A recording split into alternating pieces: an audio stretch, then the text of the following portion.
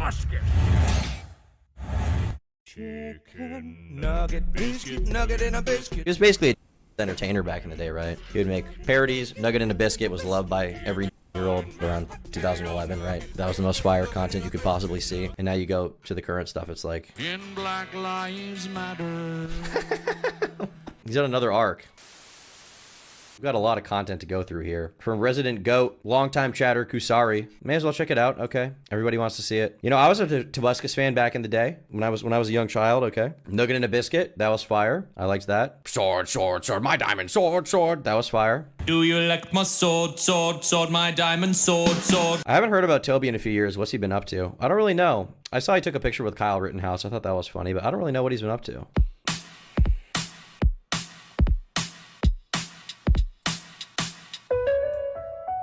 A lolcow is someone who, through their own actions, becomes a constant source of mockery and entertainment. They provide endless amusement, often without realizing the extent to which they're being laughed at. I think a big prerequisite for a lolcow is definitely lack of self-awareness, first of all. That's a huge one. And secondly, a big one is that they can't stop responding to criticism, autistic people online, people making fun of them. Like, they can't stop. I don't know if I would fit Tobuscus into this category. Maybe I'll be wrong when I watch more of this. But so from what I've seen, I probably wouldn't call Tobuscus a lolcow. Wendigoon said, "Did you get defleed? Get the fuck out."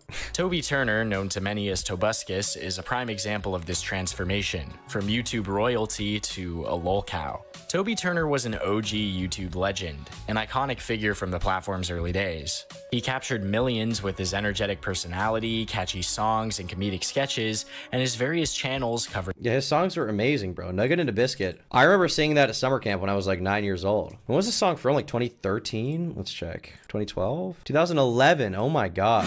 That's how old this is. 41 million views. Nugget, biscuit, nugget in a biscuit, nugget, biscuit, nugget in a biscuit. Tobuscus wasn't just another content creator, he was a brand, a symbol of early internet culture. Hey audience, what are you doing in the glove department? Oh, lens flare, that was an accident. That's very useful, I should use that more often. Intro. Intro of darkness. The flare post-intro of darkness. Hello. This is like the Ermagerd humor. Welcome to my intro. Epic rap battles of history. That was like the voice everyone was doing. I want to bring that back. I want to bring back the epic intro. What the derp? What the derp was going on there? Hello, audience. But with great heights come great falls, and Turner's descent was both shocking and tragic. Turner's rise to fame was rapid and spectacular. He created hit comedic songs and animations inspired by various video game series, which made him a household name among YouTube fans. His knack for creating this type of funny content distinguished him in what was arguably the golden age of the ever-growing industry of YouTube. I loved his stuff back in the day, man. I can't deny it, you know? Me and my buddies in high school, actually, what am I saying high school? Elementary school were watching this guy. I was watching this guy at the same time that I was watching like Minecraft parodies, like all the Captain Sparkles ones, right? Obviously Revenge is the one everyone knows, but the best one was the one that Tryhard Ninja sang. What was that one? Was it Fallen Kingdom? This is one of the earliest memories I have of emotionally connecting with music. This one. Whoa.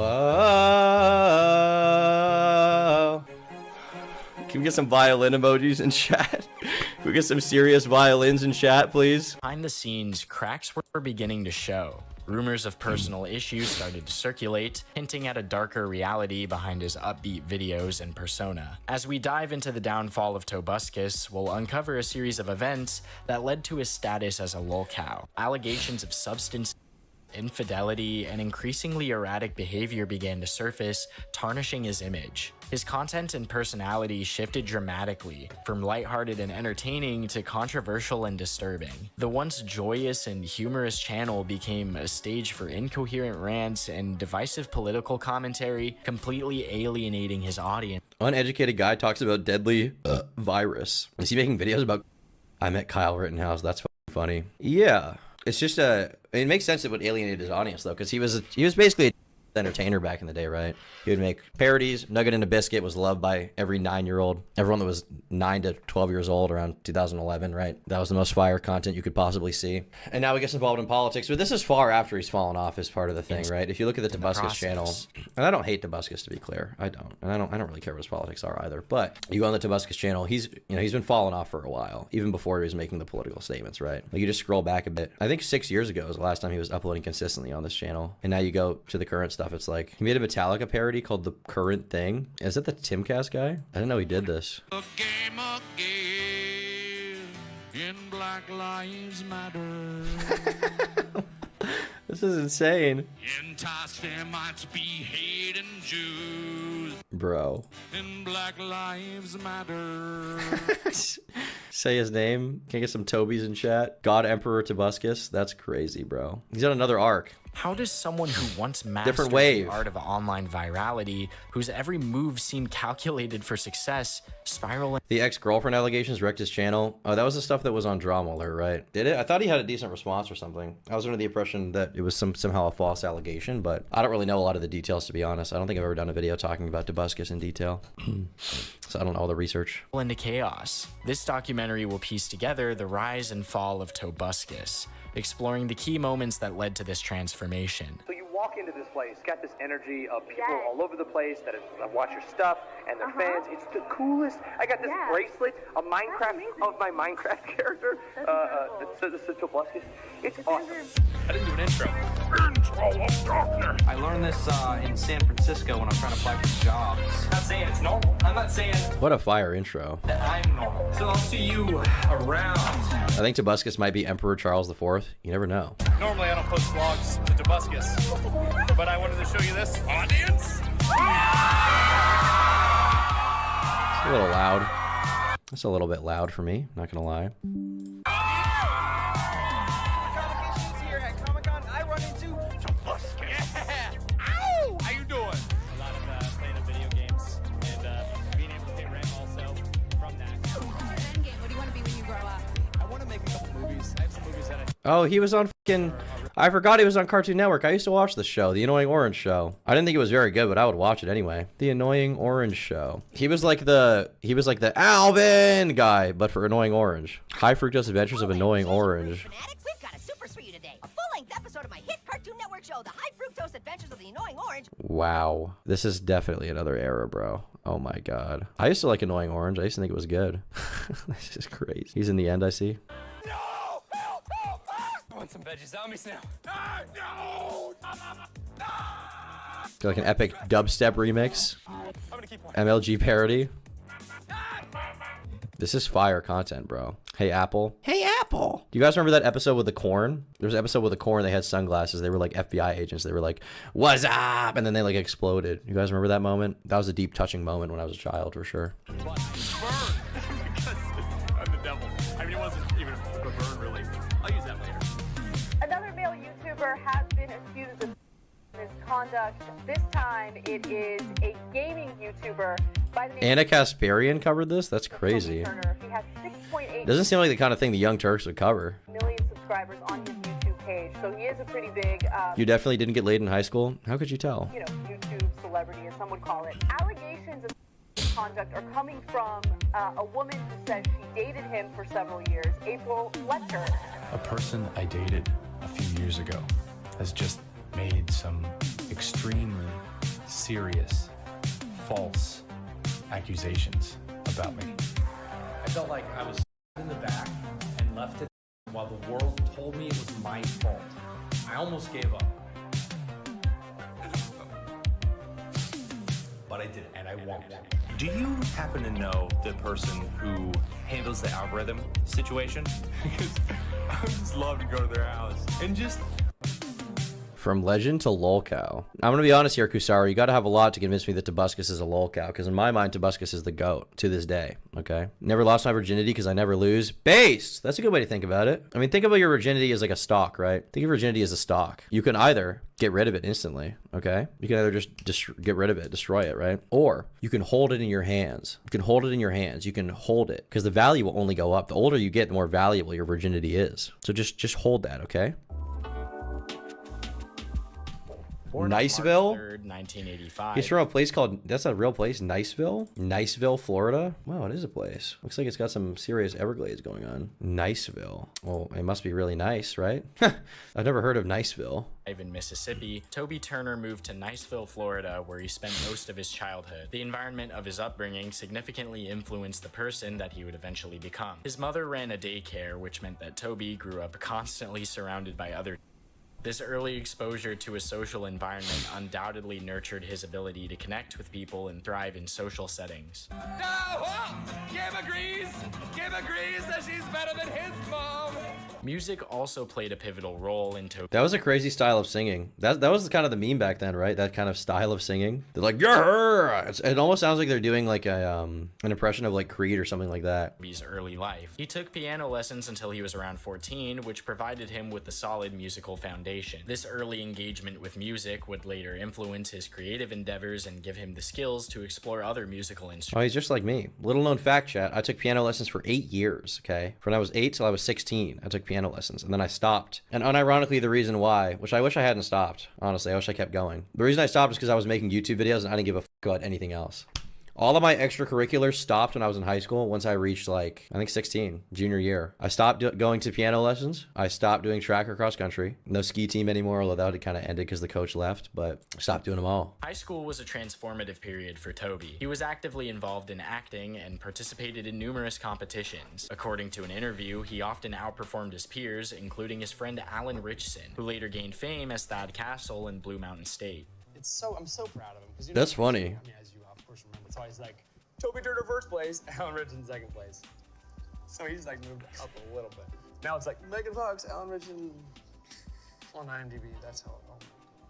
Thanks for having me.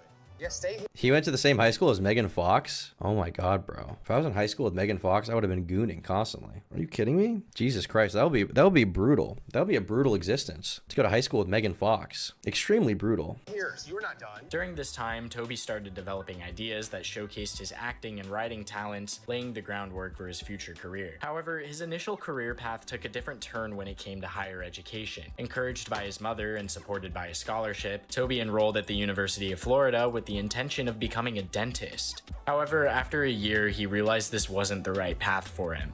He briefly switched to psychology before finally settling on telecommunications. This is a thing back then, though. Like in the time when he came up online, right, when he got popular, the idea of being a full-time YouTuber was so like it wasn't even, like it didn't even really exist, right? Because if you really think about it, not that you really have to really think about it, what am I saying? If you think about it for 5 minutes, right now, if you look at like surveys and studies and you see what people in high school want to be, all of them say influencer. All of them say like YouTuber, streamer, Instagram model, right? All of them say that. But back then, that wasn't even a possibility they considered. They would say like actor or rock star or something, right? Now that's like lower on the list than like YouTuber. Because being a YouTuber is so much more attainable now. It's so much more realistic.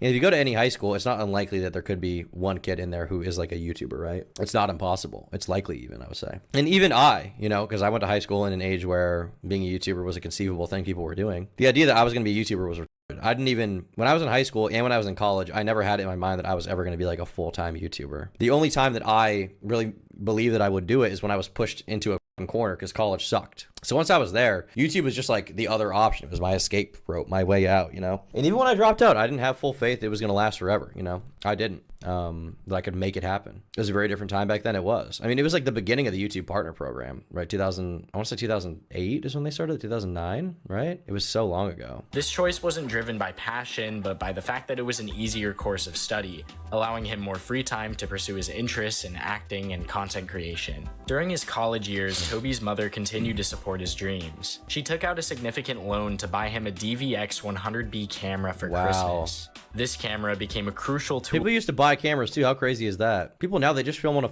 iPhone because you can do it. And I mean, iPhone quality is good. You know, Brandon, as you guys know in chat, Brandon has used an iPhone to film like half of his videos and they look good. But back then it was like, you got to get a camera because the phones were like flip phones, like Nokias and shit like that. I remember it was so cool when my cousin got a new phone in like 2006 or 7, 8 maybe. It was like before the iPhone like was like a huge thing. I think it was out. Blackberries, yeah, that was a huge thing. My dad had like 5 Blackberries. But my cousin got this phone and it was like you like slid it and then there was a keyboard. You would like slide it and then there was a keyboard. I thought that was so sick. It was like flat. You got one thing with like a screen and then you slide it and then it's got a keyboard under it you can type on. I thought that was so cool. I thought that was so sick. And I remember at the time, same time I saw that, my cousin was playing Xbox. He was playing like COD, and he was like, you know, he was like talking online to his friend, but I couldn't fathom he was talking online to his friend. He had one little, you know, headphone, and not the AirPods, the headphones. Okay, he was talking into it, and I couldn't even fathom that he was talking on the phone to someone. So he would talk, and I'd just be like, yeah, I agree. I was like talking to him when I was like 5 years old, and I couldn't fathom the idea you could talk to people online. When I realized that was like, oh my god, that was crazy. Enabling him to start creating videos and providing him a new motivation to pay off his mother. You had to pay per text? What? That's not, you had to pay per text? You didn't have a plan, you paid like cents per text? No way. No. There's loan. No way, dude, I don't even believe that. Pay per text. If you don't shell out for a texting package, which can cost $3 to $20 a month, depending on the provider and the plan, most carriers will charge you each message, whether sent or received, read or unread. Oh my God, that's insane. Raise their rates to 15 cents a text from 10 cents. 10 cents a text? 15 cents a text? That's unthinkable. If I had to pay per text, I would just never use a phone. Oh my God, that's crazy. Bro, I was not cognizant for that era. I got programs. My mom took out a loan and like bought me a camera, which is awesome. I totally Joe Biden would do the per text plan, libtard. owe her.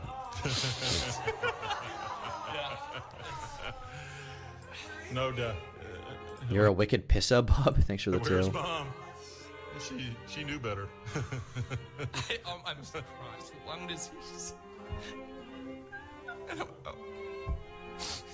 I want to move her out from it's getting worse in the humidity. So I want to bring her to Ellie. Shut up. I'm a goddamn sweetheart. No wonder you had to leave this area and go out to LA. It's kind of Jesus Christ. Man, I was thinking about this the other day. My parents are pretty young. My dad like just turned 50. My mom's like 46, 45. But my dad's parents are, they're pretty fucking old, you know? They're having health complications. That's scary shit, bro. I can't imagine my parents having like serious health problems just because they're old and there's not much you can do about it. That's brutal. That's seriously brutal. a new thing. That's why I'm like, oh my god. I mean, she's fine, but it's like bad in the humidity. And she totally like helped me out starting the whole thing. Toby's understanding of the internet and his early forays into content creation were also significant. He even created a website where he humorously challenged other people named Toby Turner. In May 2006, he launched his first YouTube channel, followed by another one in June under the nickname Tobuscus, which was a nickname given to him by a high school friend. Making money on YouTube was not as straightforward as it seemed at the time. Toby initially found success on Metacafe. That reminded me of the old YouTube layouts. You guys seen those? I remember this very barely, because YouTube rolled it out right as I was like really getting online. The old YouTube custom layout, you used to be able to do so much sick shit with your channel. Yeah, like this with the colors and everything. They don't let you do this anymore, man. You just straight up can't do that. But look at how cool that is. You could like customize literally everything about it. Have your own custom background, colors. You could sort the categories you wanted. You could have friends on YouTube. That's just not a thing anymore. Nobody does that. It was more of like a social media back then. Cafe, a video hosting site that paid creators based on its view counts. Metacafe's payment structure was very straightforward. Creators earned half a cent per view or $5 for every 1,000 views. This platform required content that could attract substantial amounts of... That's quite a bit of pay now, by the way. Sometimes you'll get that on YouTube, but for a while, CPMs were significantly below that. I think now it's probably around that. I wonder, what is my average CPM on my channel, on the Tom Dark channel? I want to check, actually. My current CPM actually is $5.65 for 1,000 views. So that's pretty good. Or that's my RPM. So I guess the CPM is like 10, but what I get is 5. Zincheck? I've hit a top deck, don't you worry. It's a viewership. I didn't even know about Metacafe. I didn't know there was another platform like YouTube paying people. Which Toby managed through his early grasp of clickbait and a willingness to try new things with his content. His early YouTube videos, including a skit involving the remote from the movie Click, showcased his talent and confidence. All in. All in, huh? Pretty big words. Do you have a big hand? Let's find out.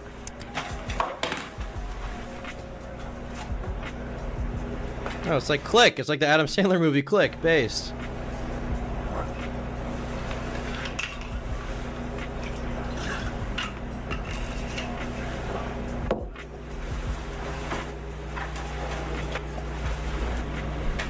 Asshole.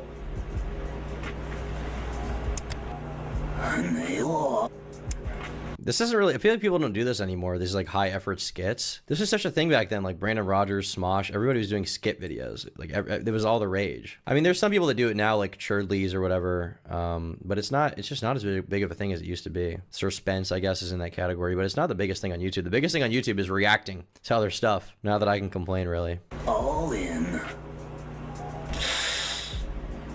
Tomathins, my quivering queasy queef queen. Thanks for the 5. Call. 7 high. What? I said call. Shut up. Nope. This is the face of someone who doesn't around. Even if these early sketches didn't gain massive attention, they displayed Toby's natural ease in front of the camera, which was a quality that many creators took years to develop. His presence was intentional. This looks like gay. You're right. Not that I know anything about that. Paired with an energy that felt both Smosh still does it on the main channel, with their improv on Smosh Pit is way bigger now. Is Smosh still killing it? I know Anthony returned to Smosh.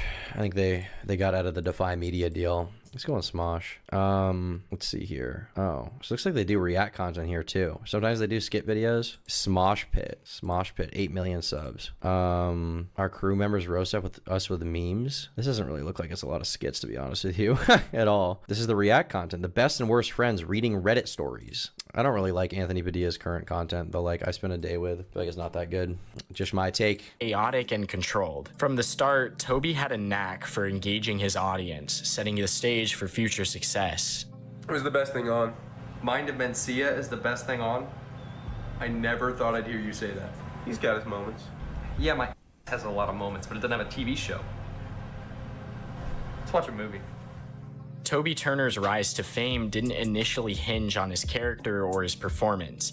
Instead, his first viral hit came from a rather mundane video of him pouring Coke over raw pork. While the concept might seem unremarkable, Toby's amazing Coke on pork experiment. Savvy use of early clickbait strategies turned it into a sensation. The video's lengthy. This is the thing though, like being viral used to be a thing. I feel like it's not really a thing anymore as much. Like viral videos, like Charlie bit my finger, or like the video where the hamster's like dun dun dun, that kind of shit used to be like all the rage on YouTube. I feel like that's not really a thing anymore. I don't really hear people talk about that. But also, I mean, but the thing about the era back then too is like with viral videos, right? Where like everybody would know it, everyone online would know it. Versus now, like you can have a video that gets 40 million views, not everyone knows it at all, right? The thing back then is you would get a viral video that didn't mean you had a career, right? At all, it didn't. But for some people, it worked out that way. Like I'm pretty sure Fred went viral that way, and then he just had a career for like 5 years ish and got movies and shit. It was crazy. It's no longer an accomplishment to have a video getting 1 million+ views. I mean, it's an accomplishment in my mind, but it's not like it used to be. 1 million views used to be insane. Now there's a ton of people getting 1 million views every single day. It's like whatever. The keyword-rich description. I think there are viral trends. There are obviously viral trends, but back then it used to be so viral that like everybody online would know it. Like Charlie bit my finger. There will never be a video that exists again that's that viral that just everybody online and in real life like unanimously knows it and can talk about it. That doesn't exist anymore. Description further boosted its visibility, making it a prime example of effective early internet marketing. The video itself was a masterclass in misleading but captivating content. Toby pours Coke on the pork, and after a fade to black, the pork reappears with white spots, which some viewers believe to be maggots. However, the truth was far less sensational. Toby admitted in the video description that the spots were just grains of rice, placed there to fool a gullible friend. Despite the video's dubious premise, it garnered over 100,000 views in just 2 months, earning Toby around $600. Toby's success on MetaCafe was significant, but not sustainable. His videos, while popular, didn't consistently reach the view thresholds needed to generate a substantial amount of income. However, another incident catapulted him into the spotlight: the "Don't Tase Me Bro" meme. In September of I forgot about this completely. 2007, a University of Florida student named Andrew Mayer was tased by campus police during a Q&A session. The incident was recorded and quickly went viral. So, were you a member of Skull and Bones in college and Bush? Were you in the same secret society? That's all right. Let me answer. The cops just immediately grab him for speaking his mind? What the What the You're just gonna tase this schizo just like that? What the That's horrible. These cops suck. Freedom of speech, I guess. All he did was just say into the microphone, "Are you a part of the secret Skull and Bones society?" Immediately they grab him and tase him. What the Making me ACAB. What did I do? Get off me! You know what? Get off! Get the off me, man! I didn't do it! You really need 10 cops to subdue this guy? Hey, don't tase me, bro! Don't Don't tase me, bro. Don't tase me, bro. That's fire. Toby, who was friends with May, that's funny, but it's kind of horrible. That didn't need to happen. Created a remix of the event, which also gained significant attention. This remix, combined with the original video's notoriety, helped Toby realize the potential of YouTube. He began focusing more on the platform, understanding that while Metacafe paid its creators, YouTube offered a broader audience and more opportunities for monetization. Toby capitalized on the "Don't Tase Me Bro" meme by selling related merchandise, including t-shirts and ringtones, which generated substantial amounts of revenue. By 2008, Toby that was a thing back then too, buying ringtones. I remember I knew some kid who spent like $2 for like a Crazy Frog ringtone. Can you even buy ringtones anymore? I don't think you can. Crazy Frog. I remember every time he would get a phone call, it'd be like ding ding ding ding ding ding ding ding ding ding ding. Crazy Frog ringtone. Oh, there was a commercial. Yeah, this Jamster. He just has a cock. Why does he just have a cock? I don't really remember him having a cock. Oh yeah, you used to text a number and then you could get it and they would just charge you. On your mobile now. For just £3, you can choose up to 5 ringtones a week from just 60p per tone. Check Frog 13 for the mono, Frog 14 for the poly, or Frog 15. Why does he just have a thank you for the dono. He had amassed millions of views on his YouTube videos, but his subscriber count remained relatively low. Despite this, he was already recognized as a YouTube celebrity. His varied content, ranging from vlogs and skits to parodies and songs, showcased his versatility and willingness to experiment.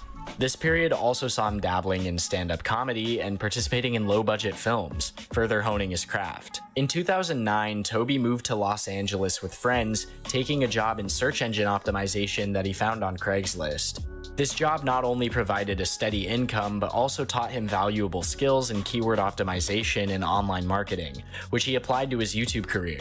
His role in the indie film New Low, shot by friends using his camera, was another stepping stone. Is this the thing people even get jobs for or study? SEO optimization? I feel like people just, SEO now is just like paying Google to get your ad link at the top of the thing, right? I feel like SEO on YouTube isn't even that big of a deal. SEO now is just like the best thumbnail and the best title. People don't even use tags anymore. Clips from this film were featured in his 2009 show reel, marking his transition from internet fame to broader entertainment ambition. Geeked up playing Xbox all day. Must play Warhammer with a haircut like that. I've never played Warhammer. Maybe I will. Don't be so dramatic. There are worse things to be than terrible. Yeah. Ow. Toby Turner's YouTube channel was a mix of content aimed at both professional gigs and personal creativity. Despite his ambition to secure professional work, many of his videos deviated from traditional media themes. For instance, his remix of the viral David After Dentist video capitalized on the original's surge in popularity, driving significant... I don't remember this David After Dentist. This is some lore I don't even remember. 142 million views in this video? Yeah, I know. How did it go? I didn't feel anything. Yeah. Oh, I do remember this. Is he on Laughing Gas? I feel funny. Kind of felt good, didn't it? Thank you, Reverend Blue. What is the remix like? I want to hear the epic remix. I feel funny. Stay in your seat. Uh-huh. Yeah. Stay in your seat. Is this real life? Why? Me after one upper decky. Is this real life? Ah! It's just from the medicine. Uh-huh. That was a legendary remix, goddamn. I forgot about both of these. I have heard the original and I have definitely also heard the remix before. Where's David now? He's probably 24 years old. To his channel. Toby's deepening understanding of search engine optimization played a crucial role here. By stuffing his video descriptions with long, keyword-rich stories, often tangentially related to the video content, he managed to manipulate YouTube's early algorithm to his advantage. During this period, around 2009, the newly established YouTube Partner Program, allowing him to monetize his videos. Toby adapted by focusing on more higher quality content for his main channel, while using his Toby Turner channel for vlogs. This strategic division allowed him to consistently produce high-effort videos, particularly from October 2009 onwards, which often centered around popular media and internet memes. One of Toby's first widely recognized series was Literal Trailers. Oh, I remember these now. I forgot about these. Oh my god. Which began with the literal Clash of the Titans trailer parody. David was literally on ketamine in that video. Did they give you ketamine? When you're at the dentist, do they give you ketamine? I thought they just give you like laughing gas. That's not ketamine, right? December of 2009. In this series, Toby humorously described the on-screen actions and transitions of the movie trailers, syncing his narration with the original sound effects and music. This creative twist on trailer parodies, although initially inspired by the trend of literal music video parodies, eventually found its own unique audience on Toby's channel. The key to its success was its consistency. Toby's regular output of similar content, along with other new series like his Facebook game parody commercials, marked a significant turning point. Look, I want to watch some of these videos. What comes up if you go to Tobuscus' channel and just go to the most popular videos? He saw 6 million subs. He must have been one of the biggest YouTubers in the world back then. My sword, my diamond. Literal Assassin's Creed Brotherhood. Stargate, Ubisoft, Sparkle.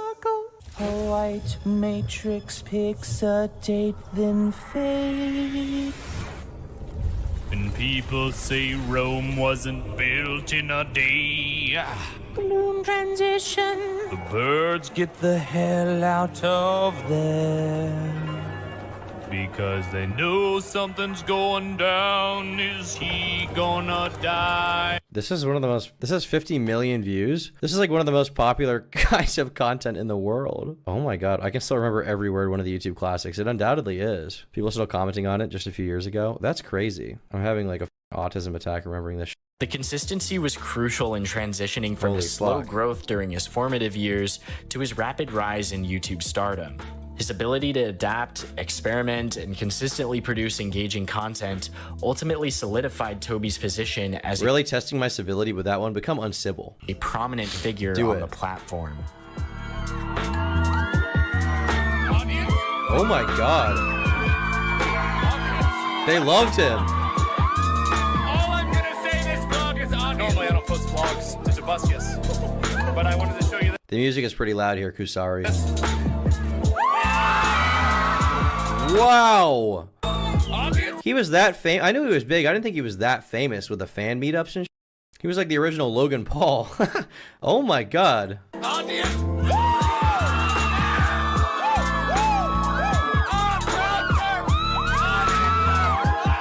you sneezed during this minute-long video? Bless you.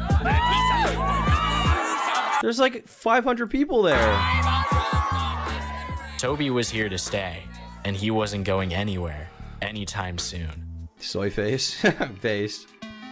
To understand Toby Turner's meteoric rise on YouTube, we need to look at his growth and strategy. Toby had around 10,000 subscribers, and by the he was huge before the algorithm changed. I mean, the algorithm changed, but that's not why he fell off. The algorithm changing doesn't really matter. All the algorithm does is serve content to people who want to see it. So if you're not making content people want to see, then you're the end of that year, that number had increased 7-fold. I just reached a landmark of 10,000 subscribers. I've no doubt that soon I'll pull more tail than MacGyver. Hopefully the tail I pull won't be from the same demographic.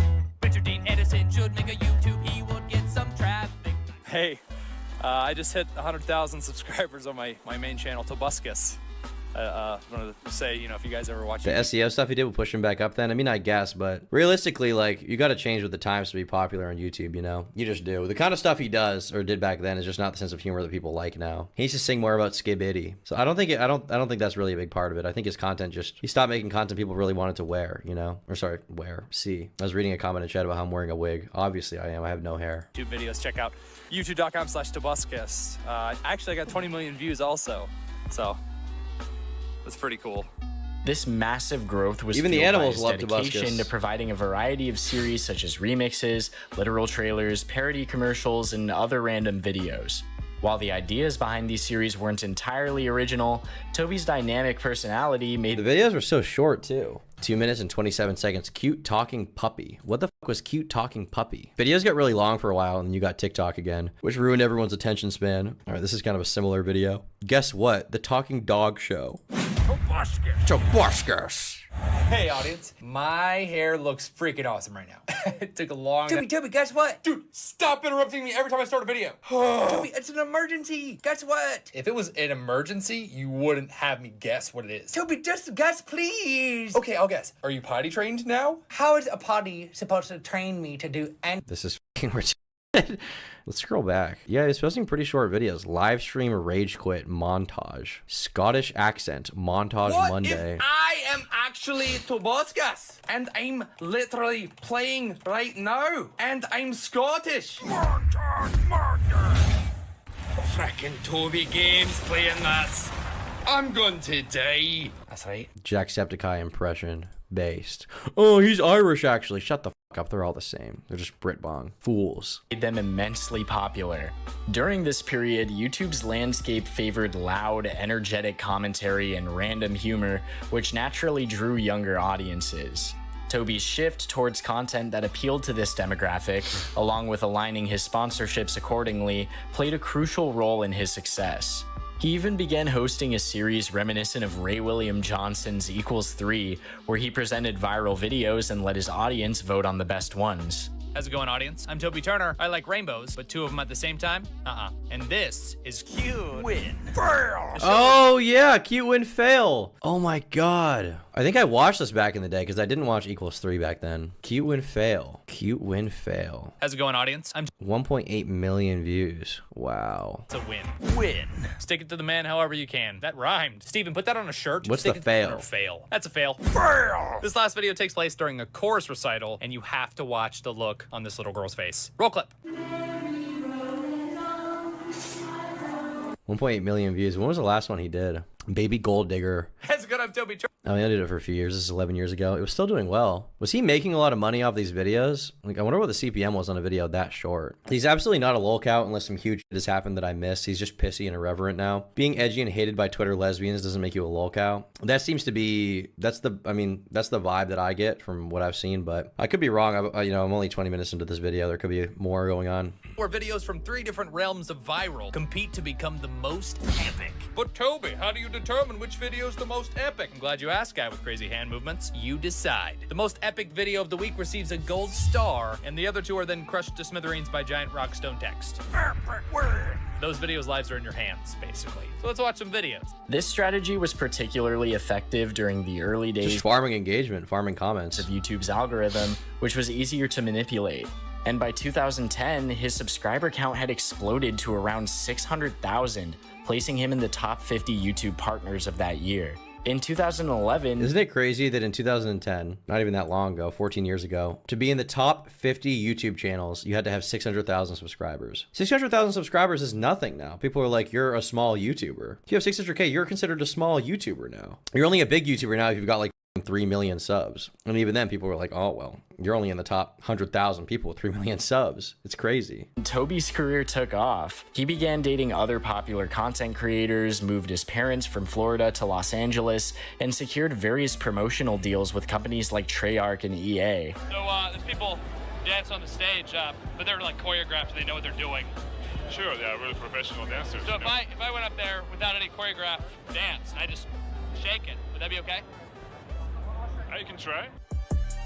Let's go. He's got the f***ing moves, bro. He dances like a spurg. It's sick.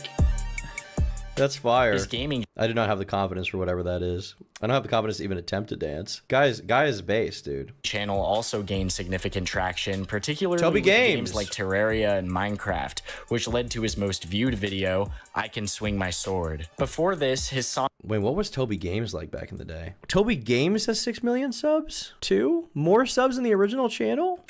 This was started in like the PewDiePie era, right? Halo Reach. Toby sucks at gaming. Hello, audience.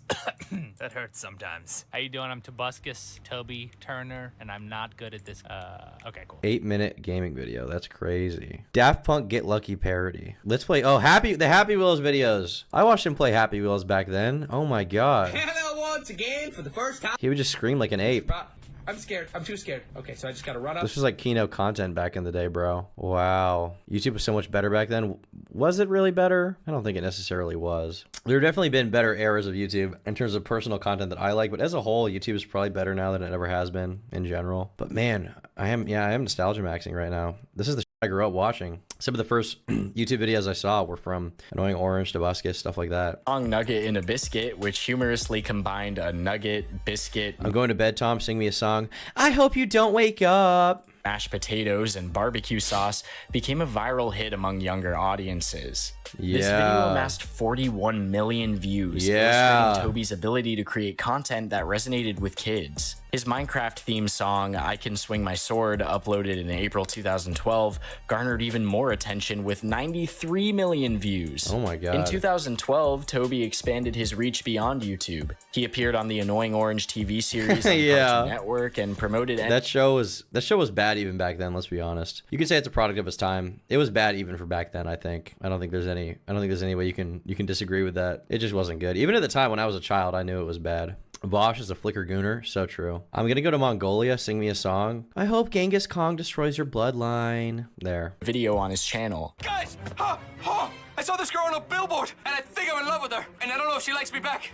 What do I do? Go talk to her. Yeah, you can act like man. Thanks. Marvel's not shy anymore. I hated this marshmallow. This guy sucked.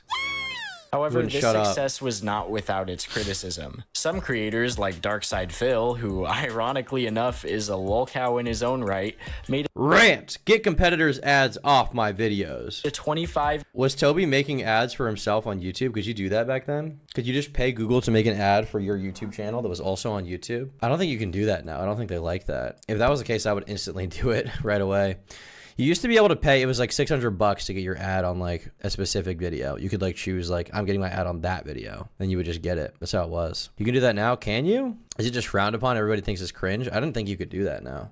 I thought it was like against, just because nobody does it, I guess I just assumed that it was against TOS or something, against their advertiser guidelines. 5-minute long rant criticizing Toby for using ads to promote his channel on their videos. What's going on, everyone? Darkside Phil here, and I am pissed off, okay? I have mentioned this and talked about... I'm pissed off about Tobuscus. He won't stop putting his ads on my videos. Like, I'm over here making high quality gameplay videos. You know, I'm working my ass off, and then this Tobuscus guy can just come in, put his nugget in a biscuit bullshit all over my channel, and all of a sudden he's getting more views than I am. He's my competitor. This shouldn't even be allowed. This shouldn't even be allowed. About this, but never really directly addressed it before. But this has to be against the terms of service. Are people on YouTube? We're talking big YouTubers. We're talking big YouTubers. They make the money. They make way more money than I did. Okay. And the thing that really annoys me is when you have someone who you know they're already making giant sums of money, and it's not his fault, dude. It's not my fault. You really know that they could just... Why do you sound so much like him? Well, I am him. ...just in on what they're doing and become better at it.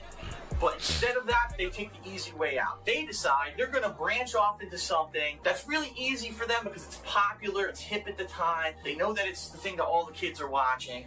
And in particular, what I'm addressing is people who already have existing YouTube channels for things like daily vlogs, you know, their particular video series that are popular. And then they decide one day, oh, gee, I think I'm just going to make a gaming channel over here. And, you know, I'm going to play video games. Despite these... Your haircut makes you look like Lil Macy? Who the f*** is Lil Macy? I look like this guy.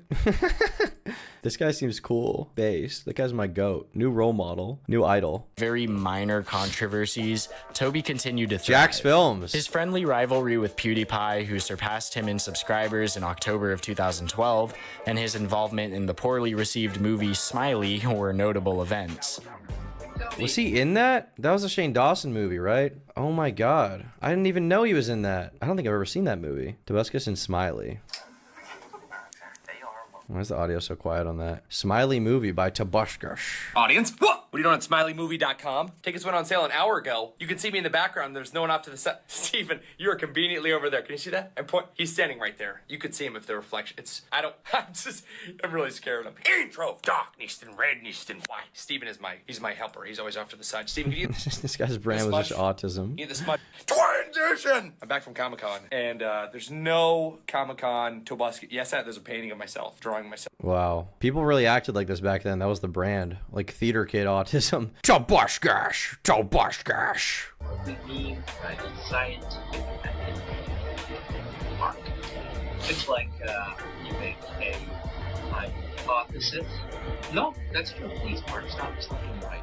Additionally, he was fired from the Cute Win Fail series in late 2012, marking a period of transition. He was understand fired? why I thought it was his show. Toby Turner was dismissed from Cute Win Fail, we need to delve into the intricacies of his collaboration. Thank you for being a member for 1 month. With Fishbowl Media.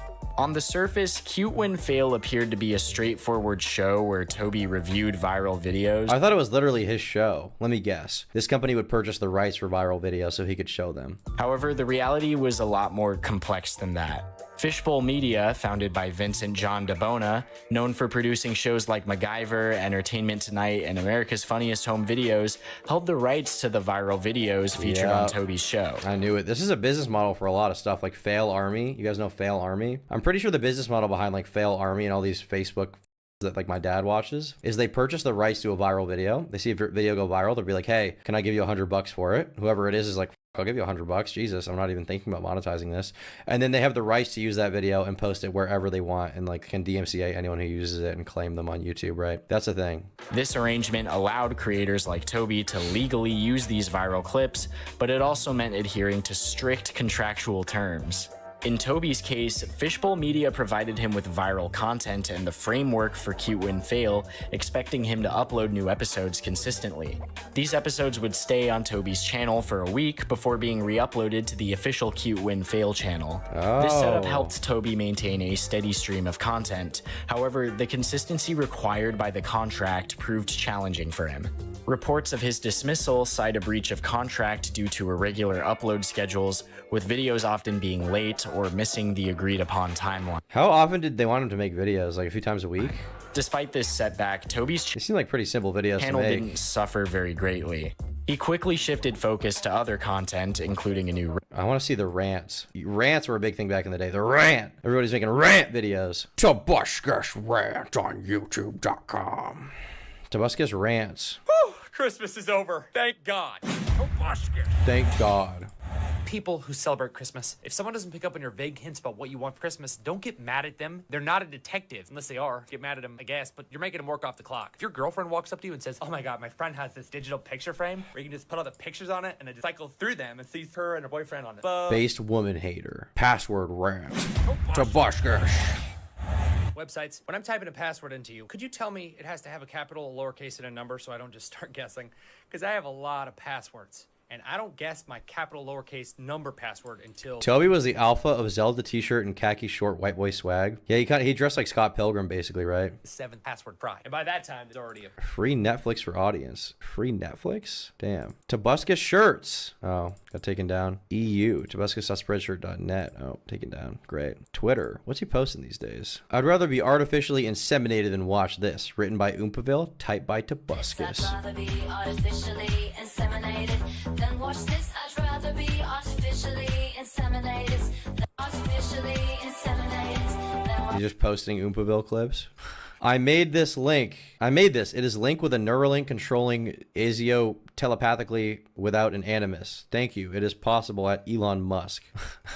That was freaking hilarious at Roaring Kitty. Pride off. Florida cops, rainbow, shrug. Mississippi cops, no, they say. Mississippi state trooper is fired after sending tapes she filmed with another woman to colleagues. Brutal.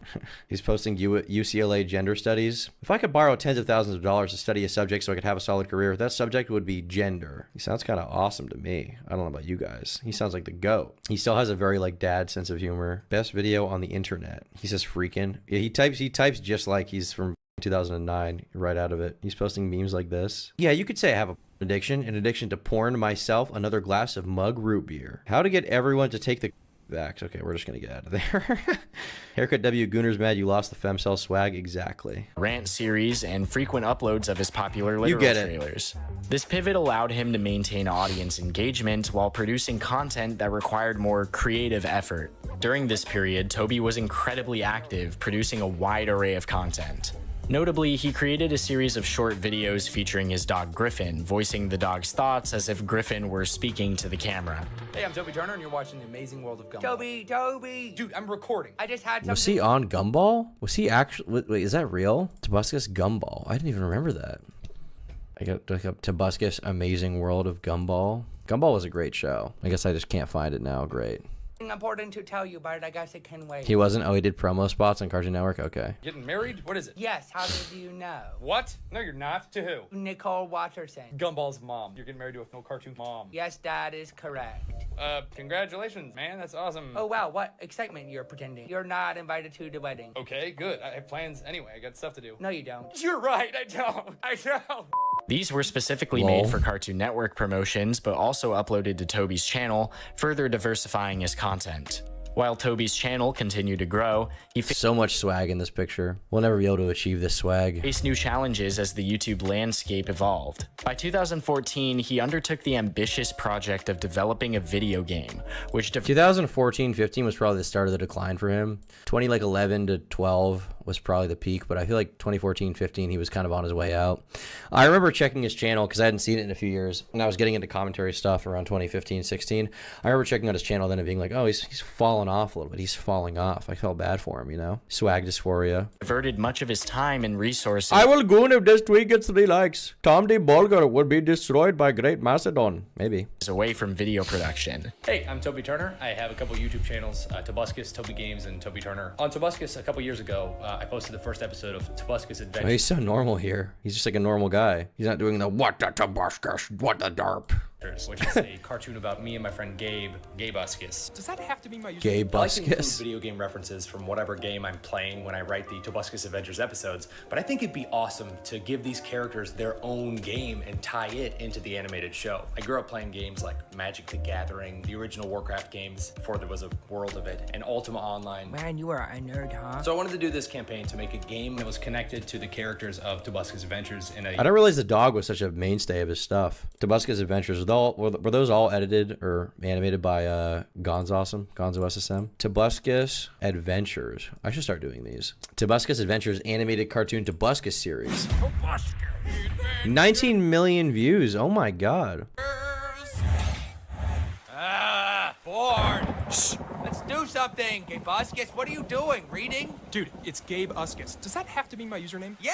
What's wrong with Gabeuscus? Gabeuscus. Yeah, Gabeuscus. Gabeuscus. There's a pause. Dude, you know I don't have time for pauses. My brain goes too fast for me. Base. I think I remember watching this. This seems very vaguely familiar to me. Did he ever collab with PewDiePie? Tobuscus PewDiePie. I bet they did during the PewDiePie era. Tobuscus versus PewDiePie video game rap battle. They did a Just Dance competition. Don't make me slap you. Oh yeah. By the end, this spoiled mama boy's going to cry. You're a 20-year-old barrel living this mom and gets me pissed. I'm about to smash in your face. Ultimate bro fist. Ultimate bro fist. Sponsor. You and your whole bro army have just been beaten. I'm done with you now. Roll the next phone, Steven. Just jealous that you have no place in the bro army. Your audience a bunch of bang-rolls. Just try and harm me. I'm not gonna lie, the bro army does mog all other armies in my opinion. The bro army destroys. You should make one of these. Who would I do an epic rap battle on? Who would I rap battle? A unique, interactive... A rap battle, Ethan is online. I wanted to make a game that used spells, but I also wanted you to be able to play as the Tobuscus character. But Tobuscus is kind of... Wild to think he was making all this, but in the background just railing. Yeah, they say he had a problem, right? I don't really know the details on that. In Praise of Shadow's son or Tana Mojo daughter? I don't know. It's like you have two options. On one hand, In Praise of Shadows, giant loser, cringe. On the other hand, Tana Mojo. You just have to watch your daughter move to Los Angeles and then get railed by a bunch of rappers. Like, do I really want to deal with that? I might have to say In Praise of Shadow's son. At least I know he's not getting, you know. My child will never have an idiot. So I'd have to explain why he's suddenly a powerful wizard. So I wrote out an intro cinematic and a theme song also. This is groundbreaking. This is a groundbreaking campaign. You're changing the world by donating. And unfortunately for Toby, the game didn't really achieve the commercial success that it was going for, which impacted his ability to produce regular content and contributed to a steep decline in his channel's performance. PewDiePie had games too, right? Sorry to take so many breaks. He had the what was it? What was the PewDiePie? Was it Tuber Simulator? PewDiePie Simulator? Was that what it was? It was like a mobile game. PewDiePie's Tuber Simulator, the most relevant game. What's up, gamers? Gamers, charge your bro fist, because we're about to play the ultimate bro game of all time. Tuber Simulator! Now, I'm not supposed to give my opinion, but this is clearly the greatest game of all time. Now, go where no tuber has gone before. Okay, but this is like more modern. This isn't him playing it back then. Top of the morning, you ladies. That's what I'm talking about. Destiny Son or Puppy Girl Daughter. That's a hard choice. My name is Jacksepticeye, and welcome to PewDiePie's Tuber Simulator. This is Felix's new game that just came out today that I wanted to And everyone was so obnoxious. Annoying back then. try out because I haven't seen anything. Well, I've seen the screen. Imagine you had to use your views to buy stuff for your YouTube channel. It's like, oh, I want to upload another video today. I got 40,000 views in yesterday's video, so I can use 5,000 of those to upload a new video today. That'd be crazy. That'd be crazy. The situation worsened in 2015.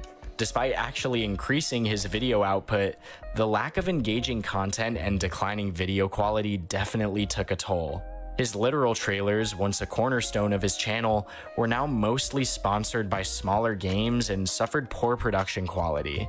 Meanwhile, other YouTubers like Jax Films and PewDiePie were innovating and evolving their content, leaving Toby's format feeling somewhat outdated. By 2016, Toby's presence on YouTube had just significantly diminished. I remember thinking this even back then. He didn't really evolve. He didn't really change up his whole format, his swag. Versus like PewDiePie by the time 2015 rolled around, he was doing like the edgy videos. He was doing like some gameplay stuff. He was doing a lot of like commentary videos come 16, 17, right? He changed up what he was doing to match the current era and what he was interested in. Toby didn't really do that. He just kind of found a thing that worked. He wrote it for a few years, and then past that, he just wasn't doing anything. I don't know if it's due to mental problems or people talk about his addiction. Maybe it was that, but this is a big thing for YouTubers. You need to be able to evolve and think about the next step. This is something I'm terminally paranoid about, falling off, right? Which is why I'm always thinking about like, how can I change my swag and what I'm doing to like maintain what I have and get to the next level? Do you have Tourette's to do that on purpose? I think I have Tourette's. I'm not diagnosed because I refuse to go to the doctor because I'm not gay. But yeah, I think I have Tourette's, honestly. Finished.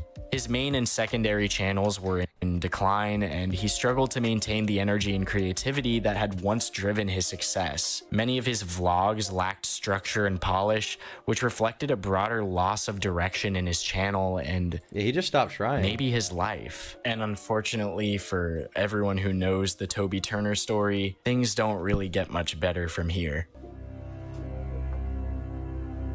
So this is the thing. I don't know the Toby Turner story. I don't. I know there were some allegations made about him. I know there's claims about use and whatever else. I don't know about all the details of it. I don't know about all of it. I don't, truly. I don't know what all the details are here. So this is the first time I'm learning about basically any of this. I remember back in the day, there was like a drama. I think there was a drama alert that ran the story or something. Look up drama alert Tobuscus. Toby Turner stalking. Drama alert Zoe Berger triggered. Blast from the past, my friend. We're going all the way back. Did he save the... Oh, it's in the middle here. Mr. Toby Turner was still trying to go after Jacqueline Glenn. So Emo Indian responded to Toby by saying, hey, can you do me a favor and stop sending my wife emails about wanting her back? Didn't they break up because this guy cheated on her? That's exactly what happened. And then Toby Turner responded with, I had no idea she'd gotten married when I sent an email. She knows that, and so does he. Now here's the new information. Today, Toby Turner uploaded a video titled Toby Turner Steals Keemstar's Thumbnail Banner, where he jokes about being in the news and downplays this whole situation. But Jacqueline Glenn, on the other hand... This is a different thing though, right? This isn't the girl that accused him. This is a different person. Slid in via email. They had Snapchat back then. The idea of like emailing a girl a marriage proposition is hilarious. I got one of those emails not that long ago. What was the email? Hold on. Hi, Turkey Tom. I love you, Turkey Tom. I would literally treat you so good. Please, you don't get it. I'd cook for you every day. I'd clean your whole house. I promise I'd be so good. Give me a chance, please. N-word. I love you so much. I'm shaking. I'm gonna emigrate to America for you and find you. Parentheses, I'm not black, by the way. Had to get that out of the way. I'm true German Czech Aryan. That's the email I got. I'm true German Czech Aryan. So there you go. That's the deal there. And said this about Toby. Roll it. My ex, Toby, is... Oh, she dated him. ...not expecting my request to be left alone. And... It's something that got really bad a couple of months ago and is now getting bad again. It seems like every time he thinks I'm involved with someone, it gets worse. Like one time he showed up at my place while I had a roommate and like got into the back and left a note on my car. I don't know how he got in because it was whoa. He would bring me flowers while I was there with someone else. It was very awkward. The goat of now, Riz. You know, he won't stop sending me emails. And the reason why it's emails is because I have him blocked on text messages, on Twitter, on all social media, because he gets very angry with me for not wanting to see him. You should interview her? What the f would I have to ask her about? Even a couple of months ago, like a month ago, I think it was, he posted a video on his channel called Too Late, where he laughed about the fact that he was sending me unwanted emails. You know, you know, I haven't been, you know, contacting my ex or anything, you know, which is good. I just send her stuff that makes me think of her. What the Toby's down bad, bro. Toby, you can't email her, bro. You can't email her. You can only send her packages with amazing gifts. That's all you can do. That's all you can do, bro. The drama music is so annoying. He uses it in every video, too. Which doesn't count, but it's cool because she did respond. She was like, please stop sending me stuff. So please stop. It's a good sign. Like, it's not funny. It's not funny. It is a problem, and it's stressing me out. And now that I'm clearly in another relationship, he's not respecting that. I'm not going to post the emails that he sent to me in this video because I'm not Onision, and I respect people's privacy, but You say you respect his privacy, but you're already saying that the emails exist, right? Are you really respecting the privacy? Fried him, I remember when he dosed some girl. What does that mean? He dosed some girl. What does that even mean? I will show that I responded several times asking to be left alone. And this was done in private. This was not a public thing. And now it is, because I went into my email the other day looking for photos from Richie, and right above that email was one from Toby. Hey again, the goat. To get back together and all these crazy things, and Richie saw it, and obviously it bothered him. So he took it upon himself to tweet Toby, and I know a lot of people were mad at this, and this is partially why I want to make this video, because so many people were mad at this. It means he someone with free... He someone? Congrats on the new romance quest, Tom. Thanks. Saying that it should have been handled privately, but like I said... Did he, though? Or is that just an allegation? What's the deal? We're gonna find out here, I guess. Act 2. April 8th, 2016. The allegations begin. Understanding the controversy that marred Toby Turner's career requires diving into a pivotal period in April of 2016. On April 8th, creator April Fletcher, known as April F., published a detailed April Fletcher. Never even heard of this person. April Fletcher. Who is this? You can't even find her anymore. April F. April G. I accidentally looked up. April F. It's not this person, right? April F. Tobuscus. Toby Turner speaks out against allegations. Hashtag meme star. A person I dated a few years ago has just made some extremely serious, false accusations about me. And I want to be crystal clear. I've never done anything without her consent. I've never tried to trick her into anything. I read her Tumblr post and I was shocked and I was hurt. These allegations. Thanks for the 5, John. Absolutely false. Okay, so that's it. He just says they're false. Okay. Well, we'll have to read more, see if we can take him at his word. But considering I don't hear about this anymore, some part of me is inclined to think that it probably wasn't true or something. Or there wasn't enough evidence, but I don't really know, Chad. I don't really know.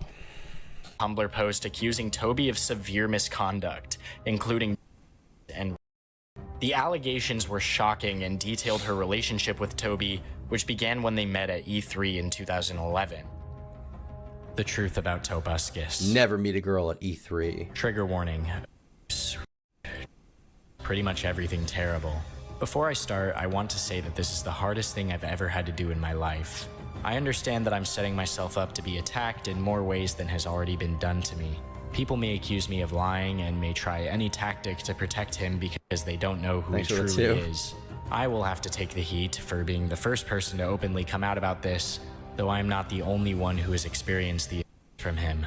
There are so many of us. So many. I know of some, I'm friends with some, and I'm without a doubt sure that there are some I don't even know about. It's not my place to tell their stories, I can only really tell mine. Throughout the 5 years of knowing him, I have been mentally and physically by Toby Turner.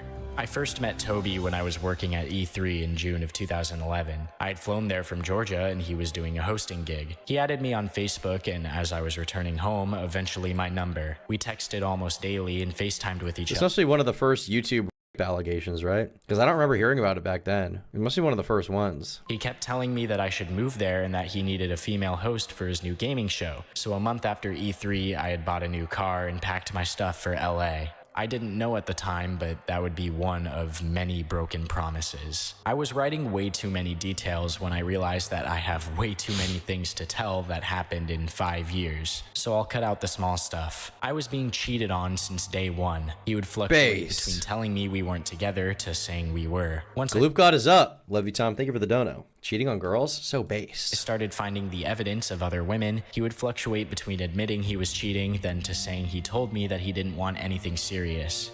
Every time I would try to leave, the male manipulator God. He would tempt me with saying he was ready to come out about dating me now. He would say he was just worried about what the fans would say to me and all the hate I would get, but he never cared about that. When he started dating Olga, we were still dating. He told me that they weren't real and it was just a show. I feel like all of this stuff, I feel like none of this need to be included, only the actual allegation, because all of that is not good. Her name is Babcock? The f is Tara Babcock? For subscribers and views.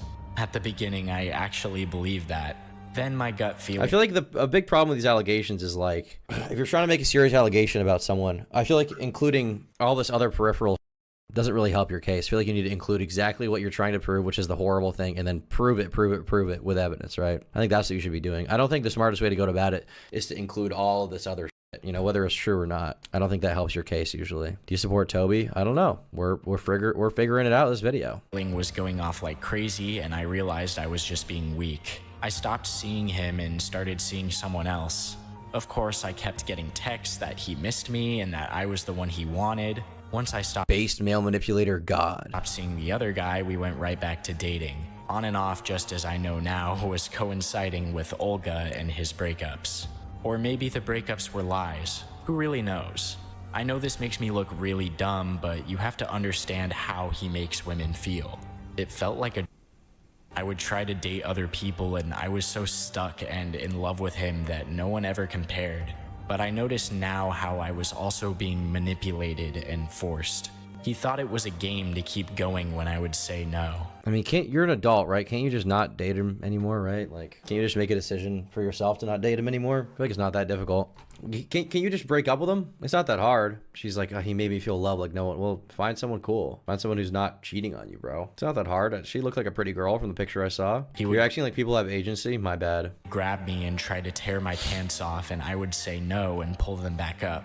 So forcefully that they would tear. Whoa. I still have my pants folded in the drawer that have ripped belt loops and holes in the crotch. He was going gorilla mode? Trying to tear his way in. I even headbutted gorilla him allegations once because I was starting to see another guy and did not want to be physical with him. But I was so scared of losing him that I would just let him win and have his way with me. He would call me his girlfriend. Then if he found out I told someone I was dating him, he would accuse me. Wait, okay.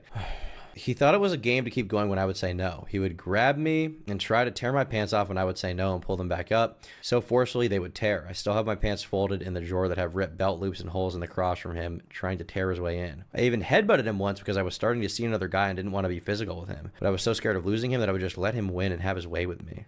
Of trying to ruin his career and insult me. 2013 was when the really started. I'm not going to get into too much detail with that, but this was when the started getting very violent. By this time, I was conditioned to always make sure that he was happy, and I had so many panic attacks and anxiety when I was with him because I never wanted to upset him. We were writing most of his parodies and songs together and then fighting when the high would start to fade. Everything was a bipolar mess. There was an incident where we... Thank you, John, for the 20. Happy Pride Month. Be proud of who you are. Oh, I am. Met up for dinner, his classic line, wanna eat, and he was on...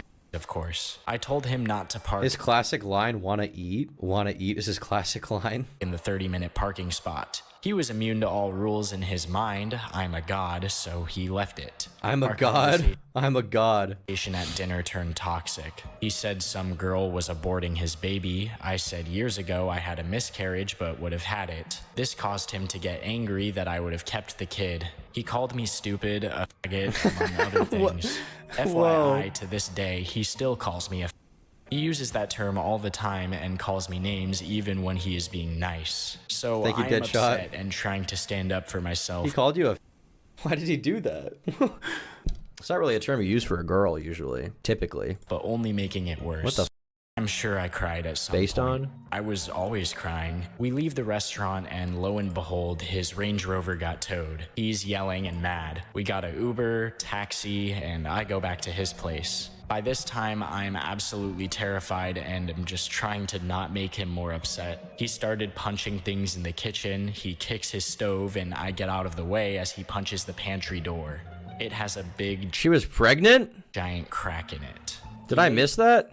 Covered it with a Chinese New Year calendar and made jokes on vlogs saying, "Oh, how did this get here?" Whoa. I'm crying and he's blaming me for stuff, and then I go sit down on the beanbag chair that he has in the living room. He starts screaming at me to go get the out of his house. I'm bawling and crying and asking him why he's doing this to me and why he's screaming at the top of his lungs that he hates me and to get the out of his house and that he'll call the cops. He grabs his phone and says he's calling the cops, and I'm just crying and crying. He screams and asks me, "Did you hear what I said, you stupid fucking dumb blonde?" He would always tell me he hated blonde hair, and so I stand up to leave. I'm his... Hate blonde hair. Hate blonde hair. That's a different take. Usually guys love blondes. That's a very different take, Tobuscus. That's a niche kind of thing. Hysterical and get in my car, and I speed off to drive away, and he jumps out in front of my car, immediately saying, I'm sorry, come here, come here, come here." It sounds like a f***ing disaster relationship. And I Oh my stop the god, car, bro. and he pulls me into the house. I'm nothing but a hyperventilating, crying mess, and I'm having a panic attack and shaking when he starts taking off my pants and saying, "Shh." He sets me down on the end of the bed and starts having sex with me. The entire time I'm crying and mumbling. I'm a low-level poop maxer. Can you teach us your routine for optimal poop maxing? I think now is not the time, but maybe at a different time. For him to stop, but he keeps saying, "Shh." Jesus! After he's finished, he pulls my pants back on, and I turn to my side and keep crying. I honestly don't remember if he cuddled me after. Maybe he did. Once again, I was psychologically damaged and stuck around. I even dyed my hair. Okay, so she's just saying that he straight up her, right? That's what she's saying. What she just described is she's like, stop, and he just keeps going. Jesus Christ. Ugh. It's really easier than you might think to get stuck in a toxic codependent relationship, and at that point, it really is like a addiction. Oh, I know. I know. I know. To please him. We spent Valentine's together. At this point, I knew I had to find a way to get over him. I just didn't know how. He was turned on every time I cried, and he was always mean and insulting to me, so this was the pattern. Friends tried to intervene, and I actually lost a few because I kept going back to him, and they thought I was weak and an idiot. I was. I finally mustered the strength and told him we should be just... I don't poop max, but you look like a gloop maxer. Shout out to the gloopers and gloopettes. I'm very thankful you guys are donating this in the middle of hearing about this girl's story. This is the right time for this, for sure. Thanks for the 5, though. Friends. February 26th, 2013. I came over to help him with something, I'm not sure what. My friend Alyssa was having a party I wanted to go to, and he kept telling me not to leave. I told him I had to go, but he was being flirty and cute. I was conditioned to enjoy the tension and the game, but I told him I was going. He asked if I would take a shot with him, just one before I left. Yes, I know I should not have even said yes and taken a shot before driving. I'm aware. But you have to understand at this time, we're running rampant in this house, and I was so exposed to an alcohol that I was just used to it. I remember hearing about the allegations with Toby. I remember hearing a bunch of crazy stuff about that. Not like behind the scenes, just on YouTube, you know. But yeah, I've heard a lot of stories about problems. I feel like this has been a rumor going on with him for a while. I don't know if that's real, but you know, we'll see how the allegations go. See if she proved it at all or what his response was. Pretty crazy though. I said okay and took a shot with him. Instantly, I knew something was wrong. At first, I thought it was vodka. I even asked what vodka it was since it was the worst taste I ever had. Then I saw his face, and I realized I knew what that bitter taste was. I asked him if he had slipped something in my drink. He then proceeded to do a cute grin with a griffin voice denying it. I asked, what? Was he like, no, I did not date you? Tobuscus, you think I put Rufinol in your drink? Tobuscus, epic rap battles of history. Girl versus Rufinol. Asked a bunch of times and he denied, but I already knew the answer. I also knew that the people who die from have all really messed up, but you know she was crafting the story every second she stayed with him. I mean, it doesn't really matter. It doesn't really matter if he raped her. It doesn't really matter whatever, like, who cares? If this is real, she can talk about it. I don't know if it's real. Rat Patrick pretends says early YouTube drama is weird too early for Twitter backlash or clout, but it's also hard to prove because receipt culture wasn't a thing. Horrible allegations with little proof. Yeah, I'd imagine back then it was less of a... People weren't expecting commentary videos being made about their stories, right? I wonder if he does the Tobuscus voice in bed. Yeah, you're like my Tobuscus cock. Tobuscus cock. Always been mixing it with alcohol. That both of those together are a deadly mix. That Toby is a addict and that the amount of he put in my drink are far more than I will ever be capable of handling. I start crying and telling him that he's going to kill me, why he would try to hurt me, that he is selfish and that I'm gonna die because of him. This somehow gives him a moment of clarity, or maybe it was just the taking effect, but he admits to putting it in my drink. He tells me it was only just a little bit and that it must have still been on the glass from when he used it. Then he admits fully to doing it. He starts crying as well and admitting that he is a addict and needs to get help. I am so fucked up at this point that I honestly don't even remember what happened. Did we only talk? I'm not sure. All I know is that at some point he passed out cuddling me on his beanbag chair and I'm just staring straight ahead, wide awake with anxiety. I literally feel like I'm being held hostage and kidnapped. I don't know this man. I want to escape, but I'm so up that I can't leave. Once I feel like I can maneuver a car, which was the next... Jesus Christ. This is a crazy allegation, bro. Jesus Christ. All right. I feel like you probably could have gotten the highlights here, Kusari, but Jesus. The best parts of you. All they know is his funny voices and his characters. The back of the package called him a hero. I'm sorry, but a hero doesn't disrespect and women. He is not a hero. He is not a role model. He is a sick man. I mean, if all of that is true, he's definitely a sick. This is like the most serious YouTube allegation I feel like I've ever seen. It's not even like, there's no like borderline about it, you know? If this is real, that's crazy. The accusations didn't stop with April. On the same day, Claire Lourdes corroborated April's claims, stating that she had a similar experience, but chose... Over the past 24 hours, there have been a number of allegations brought forth against Toby Turner. Since then, the Tumblr post where she discussed her experience has been shared and is gaining traction as a growing number of women are speaking up privately with their own stories. At this point, I feel it's important to stand by them in solidarity as a victim of domestic violence. I've made peace with my time with Toby, and it's cut off there. The following day, another YouTuber, Amelia Talon, also came forward. Amelia described Toby as being aggressive and pressured her into taking. She recounted an instance where Toby tricked her into consuming by kissing her with the on his tongue.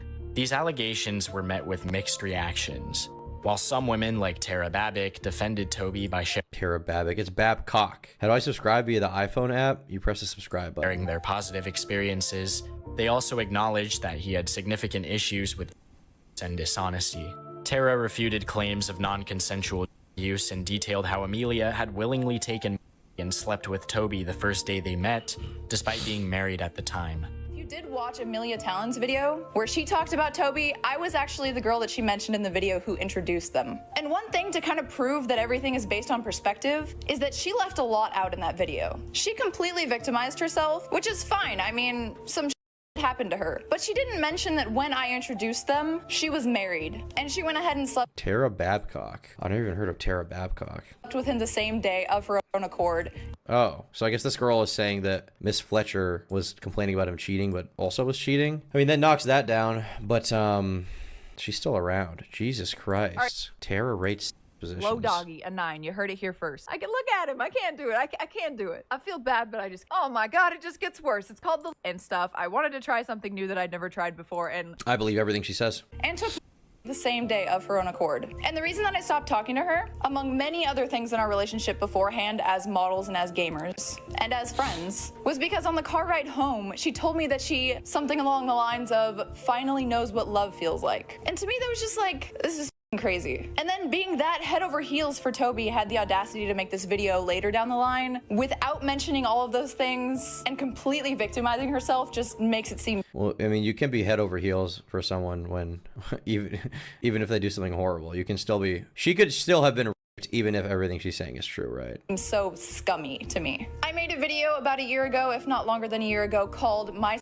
Moment. And in that, I anonymously talked about the night that I met Toby. I met him at E3 in June 2013, I think. And we had a relationship for about 4 months after that. But I live in Seattle and he lives in LA, so we would see each other every 2 weeks or every month or something like that. At first, the second time that I went down there to see him after the my moment incident, which I'll post in the description, so if you guys want to watch that, go ahead. But basically, I made a video in 2012 talking about my bucket list. And on my bucket list, I said I wanted to do Toby Turner. That was one of the things I wanted to do. And so it felt like serendipity when at this Ubisoft after party, he was right there in front of me dancing. So I went up to him, told him he was hot, he kissed me on the mouth, and his friend ended up giving me and I went home with him. So Toby and I had a lot of anytime I was around. We would have like jackrabbits all day, and then I would lay on the floor naked and watch him while he made content. And that was extremely fun for me. The only Why is this even here? Why is this even here? Why is this story even in here about she's like, I f***ed him the first day I met him. It was my entire goal. We did.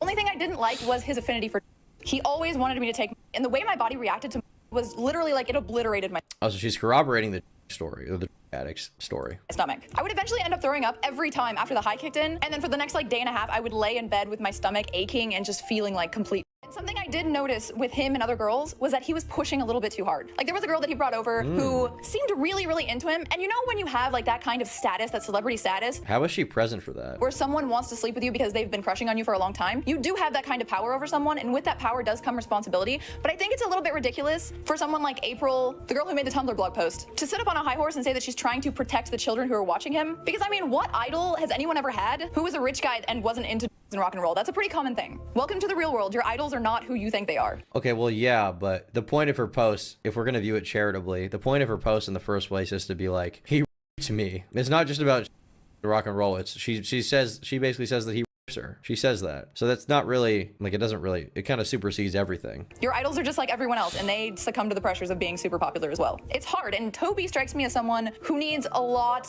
of reassurance that he's awesome. Like, he would text me all the time, and he would text me private versions of videos that are gonna be up or songs that he's made, and like, he got so happy when I told him how great it was. And he would shower me with compliments, and I would shower him with compliments, and that's kind of how our relationship was. But I knew that he was unstable mentally, from the to just really needing that gratification of I've seen him with other girls and he never treated them disrespectfully. And I'm not saying that any of the things that these people experienced didn't happen. I'm just saying that if you have the self-respect to be like, no, and like lay down ground rules, then he respects it. And he asked me if I would try, and this is gonna be embarrassing. So he respects the ground rules. So she's basically saying that the is not true, is my understanding. Or at least from what she's seen, right? Why are her eyes so red? They're blue. For him probably, but not for me because I don't give a shit. Up the to see if it's less potent and makes me less sick. And then if it still makes me sick, I don't have to do it anymore. So I tried it. And it still He loved it, apparently. Jesus. Big guy. made me sick, so I ended up not doing it anymore. And he didn't push anymore, and it wasn't a big deal. But for me, this is kind of not something I want to do. And I made it clear that if that's what he wants to do with Kusari, I like your videos. I feel like this could have been condensed down a lot. I feel like you could have cut this down to like a summary. his life, he can do it, just I'm not going to do it anymore. And we had no more problems. And it was sad to see him like that, and it's sad to be tortured like that, and I feel like he needs Why does she have so many Mario plushies? Well, she's the epic gamer girl. help. He doesn't need ridicule. And honestly, the person that I got a crush on watching his gaming videos was not the same happy-go-lucky person that I saw after I met him, where it just seemed like he was so, like, in his content, he was just so jittery, he was just clearly on.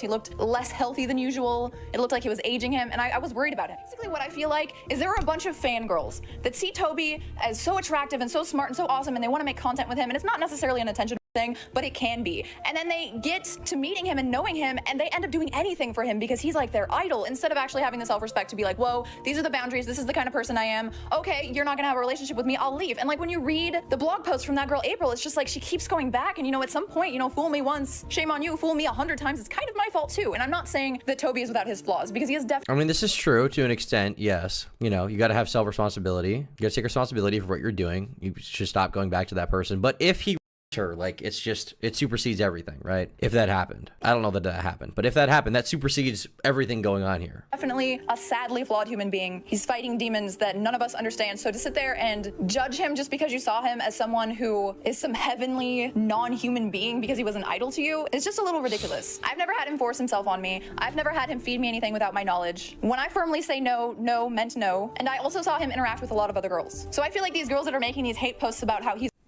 or forcing on people, if that did happen, which I don't know and you don't know either because you weren't there, I really don't feel like Toby could have possibly had malicious intent. I feel like it was just a mistake he made, or he got carried away, or he was high or something, and these are not good excuses that just excuse him or absolve him in any way. But to ruin someone's career, someone who's already so fragile, just seems so. I mean, if his career should be ruined though, right? If that happened. Another defender was Jacqueline Glenn, who had a past relationship with Toby. She admitted that Toby was a challenging partner, prone to verbal and requiring constant validation. She's got mad girl brain for the Nugget Man. However, she maintained that he never forced her to do anything against her will and emphasized the complexity of their relationship, suggesting that while he was flawed, the narrative was not black and white. So, this is the third time that I've sat down and recorded this video. I threw my hair up, I'm just frustrated. This video is talking about Toby Turner and the accusations that have been made against him. That's all I keep hearing about. Everyone texting me, blowing up my phone, asking me if I'm okay. I kind of want to see the June the King video. Tobuscus. A new rock bottom story of Tobuscus. Feel attractive. He likes Oh, this is the part, right? Scandal after scandal. Okay, well, we're on this video right now. people to want him. I think that's part of the reason why monogamy is such an issue, because he likes feeling want story. You know, I've never said no and been forced to do anything, ever. And that's kind of why I felt the need to make this video. It's like, yeah, he's not a great boyfriend. He is, you know, will verbally attack you. He, you know, makes you feel bad. You know, there are a lot of things that suck, that are very, very difficult to handle. But at the same time, I just feel like there's a gray area there that's not being talked about, and it's not good. And it's dangerous, and it just seems very vindictive. There are many people, like his mom on Facebook, saying many things on both sides. But Mom, you start off by defending yourself. Why would you have to defend yourself? It just proves to me that you are the guilty one here. You say, throughout the 5 years of knowing him, I have been mentally and physically... Where did this take place, April? My family lived in the house where you live. There's no violence in my house. We don't even raise our voices. I remember Toby giving you the singing part in his dramatic video and then teaching you the ropes of YouTube so you can try and make a better life for yourself. So if you're in my house, then you are sadly mistaken. But whoever's story is truth is unknown, and it may very well remain that way forever. But what we know for certain is the outcome, and what these many content creators coming out with their stories about Toby Turner tells us about him. Firstly, he, on April 11th, made a short 1-minute video denying the allegations. A person I dated a few years ago has just made some extremely serious false accusations. I read her Tumblr post and I was shocked and I was hurt. These allegations are... I mean, it seems to me like if there's no definitive proof that he did that stuff, you can't really believe it, right? From my perspective, if there's no definitive proof, what am I supposed to say? It seems to me he did have a problem. He doesn't seem to deny that here in this video I already saw. He seemed to have, you know, validation issues, self-esteem issues. Seem to be, I mean, addict maybe, that could be true, but as far as the thing, I mean, that's just, from what I've seen, it's unproven, basically. The only people who really know what happened is him and that girl. No charges. Yeah, I mean, just because there's no charges doesn't mean the rape didn't happen. That's not, you know, necessarily a prerequisite. You know, sometimes if a girl is with a guy and he's abusive to her, she'll convince herself that the is okay, the, you know, physical or, you know, is okay or whatever, because it's like, oh, well, I love him, you know. They'll cope themselves into thinking that. So just because there's no charges doesn't mean it didn't happen, you know, because people in these relationships it's a very complicated situation. That being said, if there's no evidence of him doing that, I don't know how I'm supposed to believe it, you know. Absolutely false. As far as I'm concerned, it's anecdotal. Like this, it received a surprisingly low amount of dislikes. The same was true for the videos following that were uploaded significantly later because of the hiatus this brought on. So Toby's videos were virtually all positively received. The same could not be said for how his community viewed April or even Amelia, who had since then deleted her video. There also exists what seems to be fans of Toby trying to poke holes in April's claims through Tumblr posts, though these are poorly made and largely rely on assumptions. If anything, this combined opinion of Toby being this gave him some sympathy amongst his viewers, as content creator friends, not just exes, tell a story about Toby's descent, of him falling into his fame and his worldview being warped by worship, as Philip DeFranco alludes towards his coverage of Toby. Monday, welcome back to the Philip DeFranco Show, and we're going to be talking about one main topic today. The classic Philly D set. Talked about things today, and that, of course, are the Toby Turner allegations. Toby Turner, of course, has been a huge YouTuber, massively successful for many, many years now, whether it be for his trailer videos, his personal channel, his Toby Games channel. Before we jump into my opinion, my take on it, let's explain what has happened since the allegations first came out. YouTuber April F made a very, very large Tumblr post where she accused... Is this girl even around anymore? April F YouTuber. This is definitely not her. Hey, if we go to images, can I find it? I have to look up Tobuscus at the same time. Is that what she's like known for? Tobuscus. It's F. Oh, is it EFF? April F. Is it this? Oh, this is her channel, right? Oh, she hasn't posted in 8 years. Interesting. 21 Pilots stressed out Disneyland Mad Tea parody video.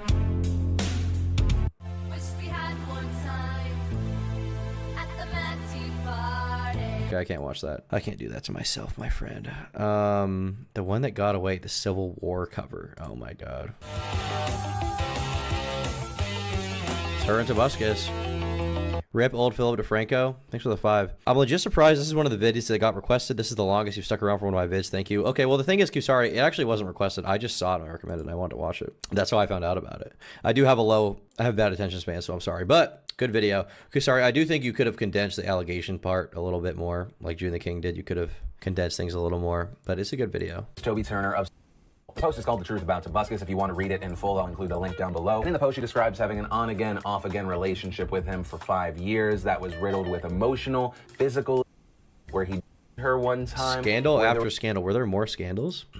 It is true that creators can recover from controversies relatively easy if they continue. Thank you, Sarah Shell, for becoming a member. Creating great content. But controversies as severe as what Toby was being accused of would theoretically make that more difficult. But it didn't in his audience's eyes, an audience that was already diminishing due to his decline in popularity that began several years ago.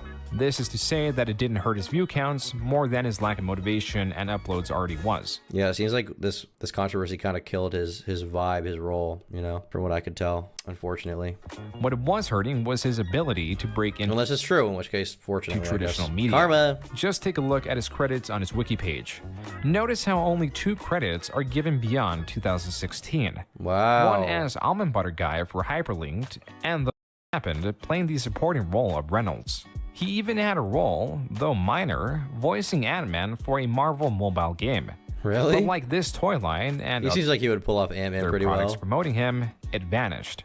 When it comes to traditional media, especially media for children, your image must be clean. What these credits tell us is that there is a universal blacklisting of Toby Turner. So he was now constrained to his YouTube channels. And an interesting thing happened to his vlog channel that he once uploaded regularly to, with colorful and upbeat thumbnails and titles. The contents of the vlogs reflect this culture. Trump won, my thoughts. Change. But Toby's character didn't. Wow. It's an eerie contrast of him playing the energetic character. Can I convince you to sub? Also, June the Kings is great. I'm subbed to my main channel, but I'm on the Tom Dark channel right now. But you know what? Yes, I'll drop a sub on the second channel. I'll drop a link to the video. Everyone subscribe to the GOAT, Kusari, as we know him. All right, so can we skip past the allegation stuff? He mockingly promotes a movie script while lamenting his career's downturn. Do I have a movie script? Yeah. I mean, there's a budget, right? Yes, I have a movie script, and if they give us a budget, give me a couple weeks, and I'll just tweak the script. And I mean, it's really great. I wish you could read it right now as is. It's really good, but I just don't want to spoil it. They need to see the script before they approve the budget. Ask them this. Say, excuse me, do you know who Tobuscus At April F is the channel you keep looking for, Tom? Gotcha. was? And then they'll start saying, I came in late. How bad was the blog post? Oh, the Tumblr post? I mean, if it's true, it's bad for Toby. If it's false, it's bad for April. But I don't know. Like, I wasn't there. There's no screenshots or whatever. There's no details. I don't know how real it is. So I don't know any of these people. The only people that know the truth really is Toby and that girl April F, who seemingly has not been on the internet for a while. You could take that one of two ways. You can say, oh, she false allegation and then left because of hate, or you can say she told the truth and got, you know, hate mobbed and then left. Right? It's one of those two. something, and just sigh, and then hang up. Don't call back. Oh my God! Hold on 1 second. Audience. I'm Toby Turner. This is press the allegations against him. He began by acknowledging the importance of the Me Too movement and his decision to speak out despite advice to stay silent. Toby's account of the events drastically differed from April's detailed Tumblr post. Toby Turner's side of the allegations. So far, from everything we've seen one perspective from April. Toby's not gone in depth other than saying that he didn't go gorilla mode. He denied the allegations. So past this point, we have to figure out, is Toby telling the truth? Is he lying? I'm under the impression that to this day, we don't really know. I mean, it's just two people giving their side with no receipts, but I guess we'll see. The video, despite its serious content, maintained a somewhat casual tone, which many found jarring. I want to talk about Me Too, and I think it's been too long since I've said anything. I was told not to ever say anything, but the Me Too movement is important because it gave women the confidence to speak out and use their voice. But it's important, I think. Yeah, I guess the allegation that was made against him precedes Me Too, right? For men to be able to do the same. When was Me Too? Me Too was like 2017? 2006? Okay, it wasn't really 2006, though. Maybe that was the start date. Okay, 2017, yeah. That was the real year that it happened. And the Toby allegation it was before this, right? April F. Toby Turner. Tumblr. This is from, is there no date on it? Why is there no date on Tumblr? Okay, April 8th, 2016. So a year before Me Too, really. Okay. It precedes the Me Too movement, you would probably say, based on that. Is the tone that candid? People were mad at this because it was candid? Doesn't seem that candid. I mean, he seems to have a serious tone. He's not like, today we're going to be talking about the... It's not that kind of thing. One I've ever known who is intelligent. It's been years. He emotionally distanced himself from it. I feel like it makes sense for him to be not blubbering and crying, right? I feel like that makes sense. Recommended I don't. I just realized it's the right thing to do now, so I'm just gonna do it anyway. A few years ago, a friend of mine came to my Thanks for the 10, John. Jesus. house at night after partying, and we hung out for a bit, and she asked to stay the night. I said she couldn't because I had to wake up the next morning pretty early, but she said she wasn't able to drive. So I said I would just call her an Uber, and that would be fine. But she said she was uncomfortable with getting into a car with a stranger at nighttime in Los Angeles.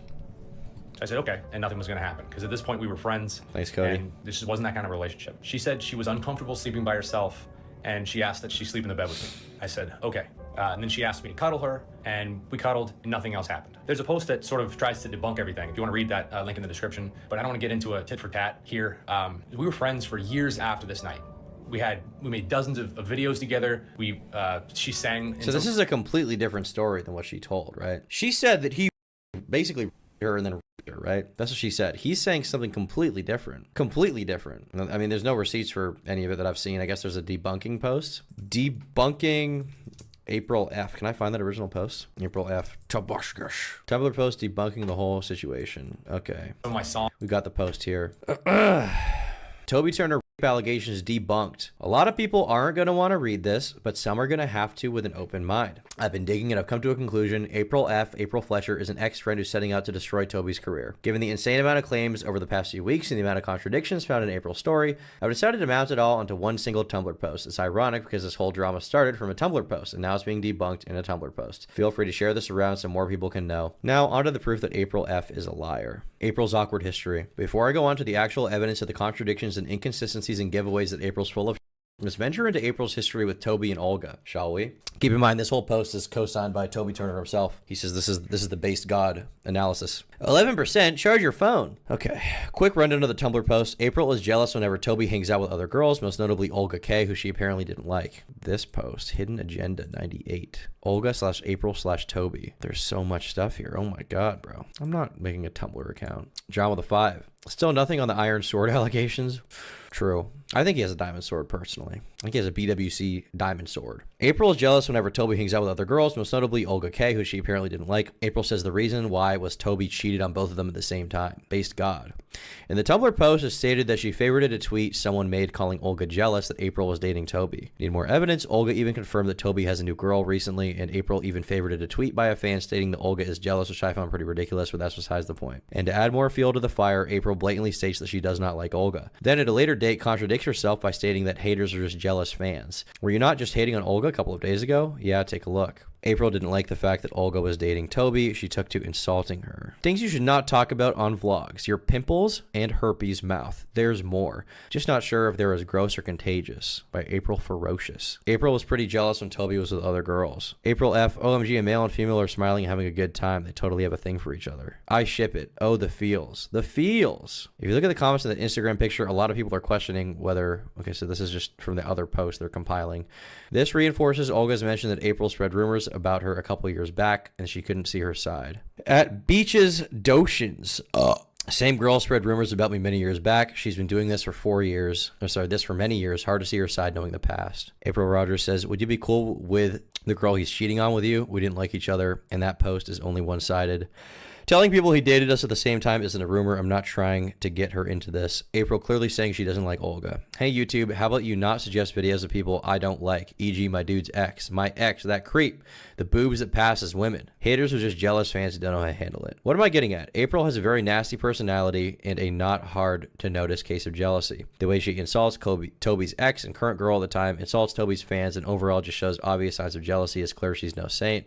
It's also clear she was more attached to Toby than he was attached to her, especially given a response she made to someone back in August 2015. How lucky I am to have something that makes saying goodbye so hard. Winnie the Pooh. Have you ever fallen in love with someone that doesn't and probably never will love you back? Because I'm currently in a state of constant heartache and have been for almost a year now. Emily Buscus says this, and April says, not since I was in high school, but I did love someone very much, and I was too emotional for him, and he wasn't ready to be in love, so he left and dated another girl who was willing to wait for him to be ready. That's been 2 years, and I still struggle. Okay, but does any of this actually debunk the allegation, does it? Okay, it's like she was more into Toby than he was into her. Besides the fact that text messages can easily be faked, there's also time inconsistencies. I didn't even know these text messages were part of it. Toby says, just want you to love me. She says, I need to sleep this thing off. I don't know what's happening. I want to make you feel secure. I want to make you feel secure, babe. 'Twas fun. I'm still f***ed up from the stuff you slipped in my drink. Really f***ed up that I can't function and don't know how I made it home. Good way to start the day. Sorry, talk to you in a couple of days. I mean, if these are real, that's pretty bad. Why wouldn't he deny the slip in the drink thing? Kusari says, this document connected to some stuff, but it's filled with fallacies, so it's hard to tell. Word.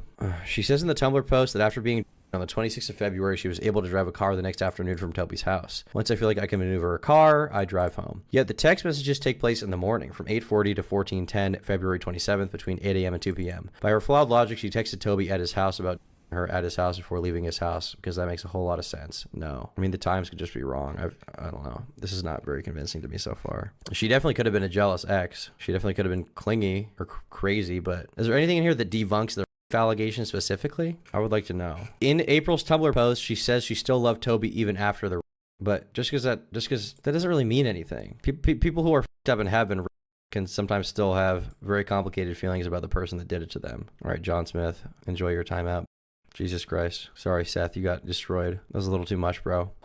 So tweeting your rapist 4 months ago about a television show you told him about wasn't traumatizing, yet seeing a toy of him the day before you accused him of was? What excuse could there be here? That she still kind of loved him? That's not what was said in her Tumblr post. She seemed to have held a grudge when he performed at a playlist. If a toy triggers you to write a Tumblr post about someone who you didn't kind of love him. This post doesn't seem that convincing, to be honest. Doesn't seem that awesome. I could be wrong. Maybe I'll have to read it again when I'm less tired or something, but it just opens on like she's jealous. I'm not saying Toby's guilty. I have no idea. But just because you're a jealous, clingy ex doesn't mean that you lied, right? It could contribute to that. The only problem I was aware of that she was upset with was that I didn't want to be in a relationship. A few years later, we went to Disneyland, where she told me that she loved me more than anyone in the world and she'd never love anybody more.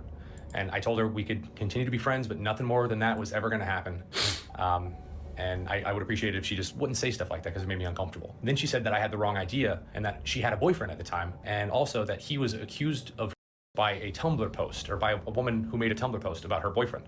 And so I responded with, what the hell is Tumblr? That sucks that someone would do something like that they would falsely accuse someone and that it destroyed him. And there were no repercussions for the woman. So a few months after this, she made her own Tumblr post about me. Me Too is important because it is supposed to allow people to feel comfortable being heard. Do some people use their voices with malintent? Yes. And then they get elected. No one deserves to be treated unfairly. Have I been a bad boyfriend? Sometimes, yeah. Did I party in my 20s? Yes, too much. Am I over that period of my life now? Hell yes. For 2 years, I felt like I was stabbed in the back and left to die while the world told me it was my fault. I almost gave up, but I didn't, and I won't.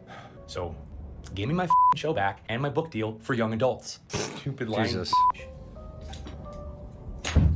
Destroyed. I mean, you have to presume innocence, right? John Smith Jr., enjoy your ban. Can you still donate even when you're banned? That is a crazy ending. I mean, it's not a good way. It's not a good way to end a video like that. Yeah, I'd agree. It's kind of tone deaf, I guess. But ultimately, like, there's. Thank you for watching. I will say that one DM, that one text message about.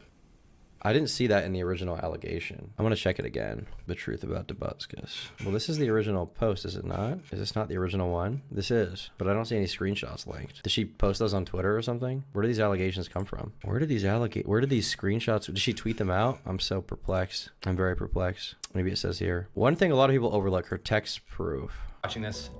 And is it embedded the original post which was deleted? Oh, okay. Oh, that's why it's like this weird page to say embed. Yeah, interesting. It was deleted. Huh. I wonder. Kusari, what do you think personally? What do you think personally about these allegations? How do you feel about it? I hope this video helps you. I just had to say this for myself. If you're ever in a situation where someone won't leave your house, even if it's your friend, if you're uncomfortable, you should call 911. Don't be afraid to do that. And if someone hurts you, don't be afraid to. Why was it deleted? I assume it was never explained, right? Call 911 for that either. That's what they're there for. I believe the Me Too movement has made it easier, and it's definitely a good thing that happened. We just have to make sure that the truth is being told, and that means both sides. Sasha side on squat.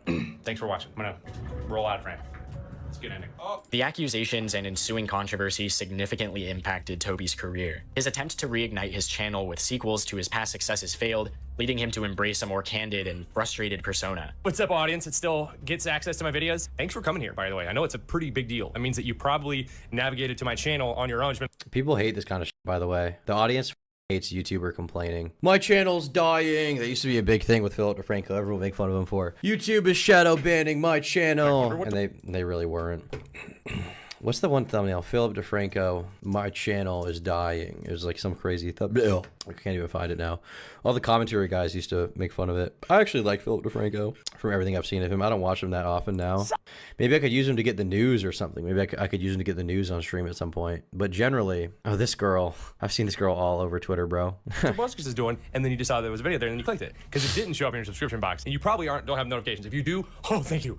Thank you. So, man, it's been a while. In subsequent people just hate the notification begging, the sympathy baiting. videos, he openly complained about YouTube's algorithm and his dwindling subscriber count, sometimes humorously suggesting that the platform's issues were personal attacks against him. How did you get here? Speaking of which, do you happen to know the person who handles the algorithm situation? Because I would just love to go to their house and just ask them a question. You could even pass it on. If you just be like, hey, Toby wants to know, could you turn off the algorithm? Just turn it off. Delete it, uninstall it, send it back to hell. Just because...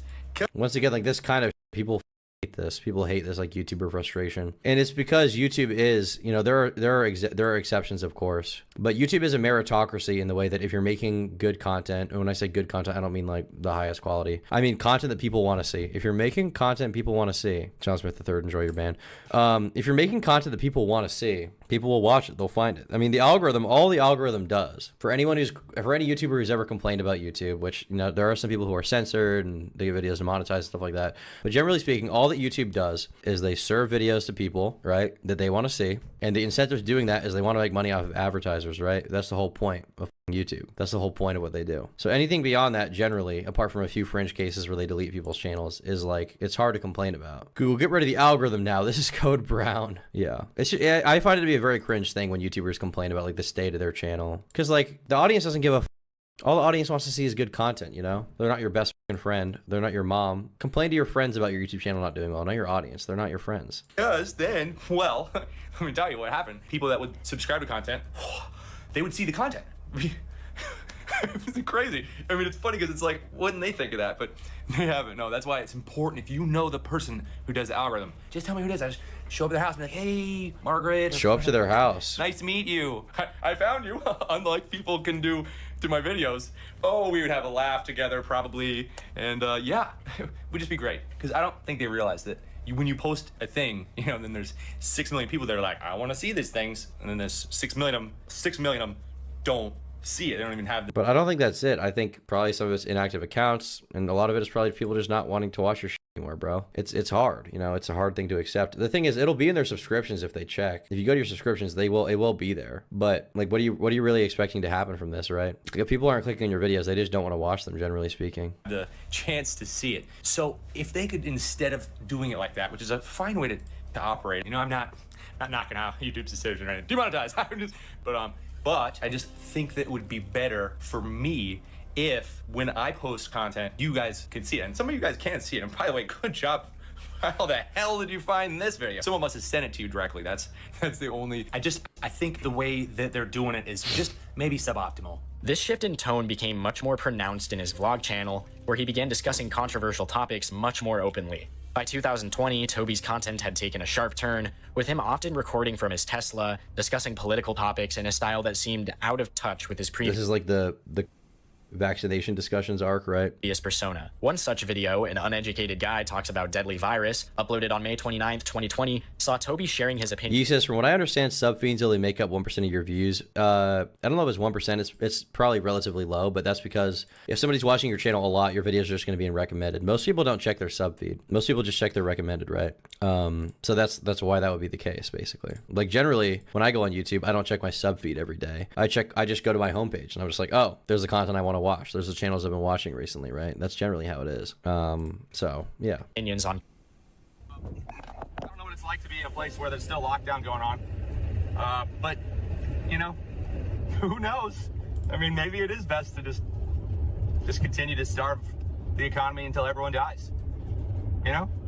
And then I mean, this is obviously what he's interested in now, but once again, this is just not what people want to hear from Tobuscus, right? They want to see the good content. I don't want to say they want to hear Nugget and a Biscuit again, because that's like, you know, product of a bygone era. But I don't think there's any doubt that if he made good content, people would watch. He looks cracked out, definitely on some. I don't think he's cracked out here. He looks kind of. I mean, he looks a little disheveled, I guess. But this is just how I look, and I'm not cracked out. I'm not cracked out. Nugget Biscuit 2, yeah, that would revive his channel. Nugget Biscuit 2. Yeah, I mean, or you could just protect the people that could die from this, which is everyone. Who knows? Maybe if a baby has it, and then it dies, then the first case of a baby dying, and then everyone's like, oh my God, I told you babies would die, or whatever.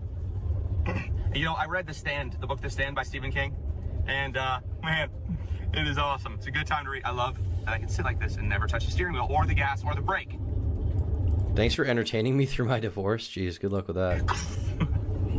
I'm more likely to get in an accident from just being expressive and doing impersonation of getting in an accident. Yeah, man. I don't know, dude. I don't know. What, like, yeah, these people, everyone's scared to go to the grocery store. Well, and it is scary because if you go, you're probably going to see somebody without a mask. And, you know, maybe that person will try to explain to you. Dr. Based. Yeah, it's not effective unless they sneeze on you. And it's less deadly than influenza. I mean, according to the whatever, for kids. Less deadly than influenza, but they're not going to school. They're just going to be stupid. Do an IRL vid on him. That would be a good video. I don't know if he'd want to talk about the allegations, but I'd probably have to ask. But that would be a good video, actually. I think it'd be really interesting because has anybody done like have there even been any recent YouTube collabs with him? I don't think there have. I don't think there's been any videos like recently. Pat Ratrick for 5 says, never progressed and went straight Crowder leveled red pill after Bovid. Of course, he alienated his audience. Yeah. The thing is, I think for the schizo political posts, for the most part, unless you're a political YouTuber, you should be doing that to your friends and family and maybe keep it on Facebook or something. There's no reason to put it on your YouTube channel, you know? Like, you go to the Tobuscus channel and it's like, you know, he complains about the algorithm. Maybe he's just given up now, but it's obvious why it wasn't working out, you know? Like, it's pretty clear to me why it wasn't working out. Did he remove the videos that I was thinking of, or are they on the Toby Vlogs channel? Because here he hasn't even posted that much. How many channels does he have? Toby Games. Toby Turner. Is it the Toby Turner channel? Oh, this is the one. This is the schizo one. Hello once again. Oh my God, there's so much stuff. So much information out there that you're supposed to like. Okay, so you're not necessarily supposed to, but you're supposed to like form your own opinions about it. There's so many things. And people get, you know, they really are so strongly opinionated. And now at this point, because I start questioning things, you know, like a couple years ago. And now everything I friggin' see, I'm just like, nah, I don't think so. Maybe that's my problem. It sounds like a bad place to be. I'd rather be confident about everything. And the way to do that is just, you know, play more video games, really. True. That's really true. Love you, Thomas. Thanks, John.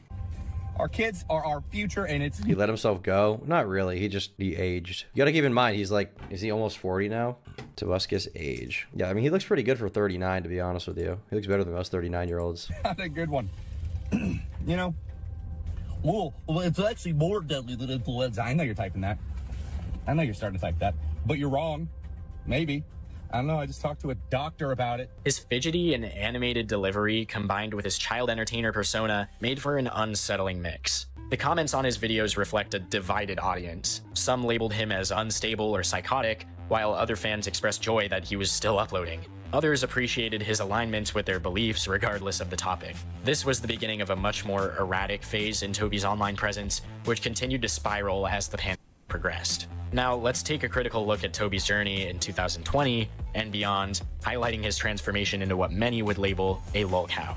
By 2020, Toby's main channel was inactive, and his once popular literal trailers were getting claimed by studios left and Is he really a lolcow, though? I would still disagree with that characterization. right, significantly reducing his revenue. Even because like lolcows usually have a following of people. I'd say like all of them have like a following of people who are like rooting for them to fail, right? Toby doesn't really have that. He doesn't really have like he might have a Kiwi Farm store, but he doesn't have a huge community of people like watching, waiting for him to fall, right? He's just he just fell off. his hit song Swing My Diamond Sword was claimed, causing further financial strain. This marked the beginning of a deep downward spiral for Toby. Was that song still making money? Stories of his past parties, described as wild and chaotic, began to resurface. One account even likened Toby to the Great Gatsby of YouTube, hosting extravagant parties every weekend. These events were notorious for their debauchery, with rampant use and underage attendees, leading some guests to feel that it was only a matter of time before something went horribly wrong. Epic meal time. I remember there was a point like where like it was like, you know Toby Turner? Of course. Toby Turner was like the Great Gatsby of YouTube at one point, where he had parties every single weekend at his house, and they were like extravagant parties, like Thursday, Friday, Saturday, and Thursday, Friday, Saturday. This is the shit I don't get, bro. I'm just like retarded, I think. I'm just a loser. I don't really like parties most of the time. There's some YouTube related parties I've had fun at, I guess. But every time I've been to like an after party, like after you go to the bars, you wind up at someone's house. It generally kind of sucks. There's like a few people you want to talk to and hang out with, and everyone else there is just a fucking retard.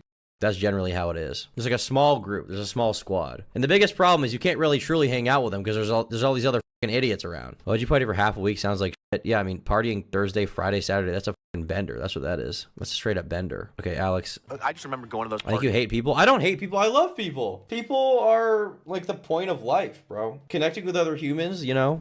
I don't know about you guys, but money or I don't know, success or whatever. I mean, it's cool. It's fun. It's like sick, but I feel like the greatest joy in life is connecting with another human being. I definitely like people. But yeah, like the point of life, the point of, I don't know, like true fulfillment in life. Obviously, like job is good, you know, having a good job, making money, whatever. But I think the thing that truly has brought happiness to my life, like the happiest moments, the coolest moments, have been when I like meet someone I really get along with, whether it's a relationship or a friendship, and we get along very well, and we can talk candidly without the restrictions that you may have with other people, you know, freely. You don't have to feel restricted by social whatever. And then you like mind meld. That's the whole point of life, bro. The thing that brings people a sense of belonging at all, of anything. The thing that makes life worthwhile is trying to break down the barrier of flesh that you have and that other person has to like mind meld and communicate, okay? To break down the physical form and have a conversation. That's the point. Not in Pennsylvania. Can't talk about Pennsylvania. People in Pennsylvania don't talk to each other. And be like, something bad is going to happen here. Something bad will happen. There's just too many YouTubers, too many people getting f***ed up. I just feel like something bad will happen. And I just remember I used to go there like all the time, and like, you know, I had some buddies, some guys that were on Epic Meal Time then, and they were just like, oh man, maybe we should stop coming to these, like it's getting f***ed up. And then I remember the last time I went, it was like the last straw of me. We're like, okay, let's go. Was we went in the backyard. Music is way better than talking to people. I mean, music and art is cool, but it's cooler when you can enjoy it with someone. if that's not really how you feel, then you haven't met enough people, or you're just a sociopath or a psychopath or something. 4-day parties is just another name for substance. Yeah.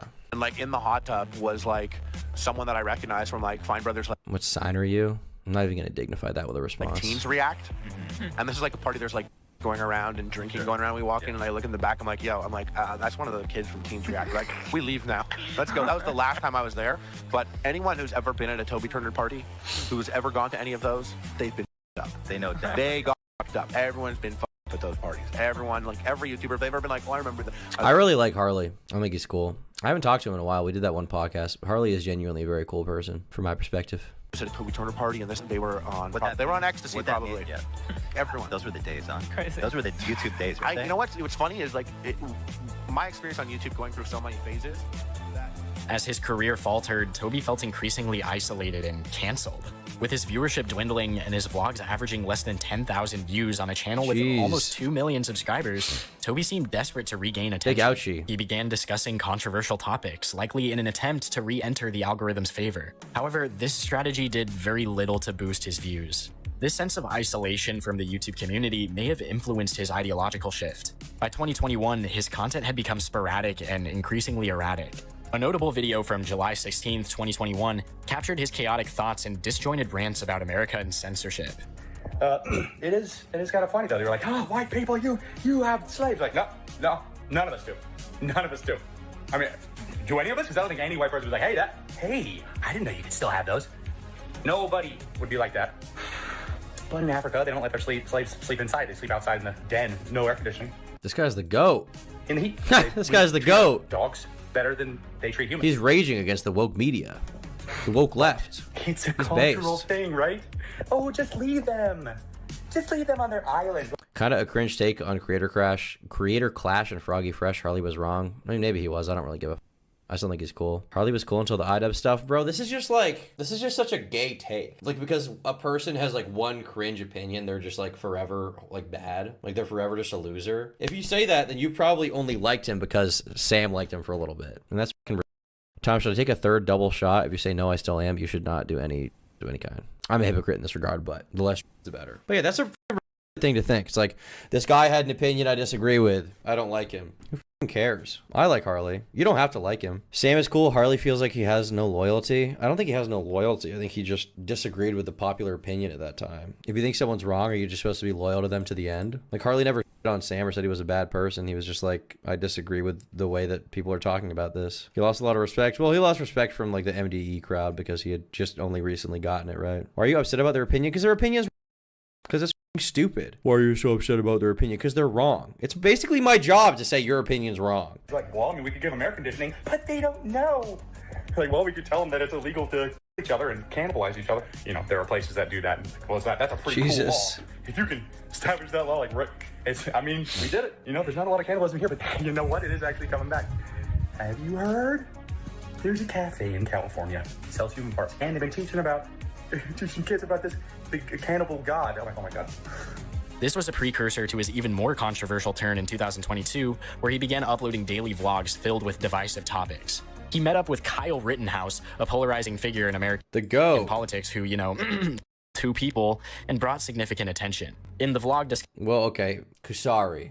He to people in self-defense and fairness. The framing, a little unswag, okay? A court of law determined it was self-defense. The Rittenhouse question, okay? So, I must defend two people. Not, I mean, kind of, but not exactly. It's not like he two random people. He defended himself against two people and they died. Discussing their meeting, Toby's erratic and animated style further alienated many viewers, with comments expressing shock at his transformation. Hello once again, audience.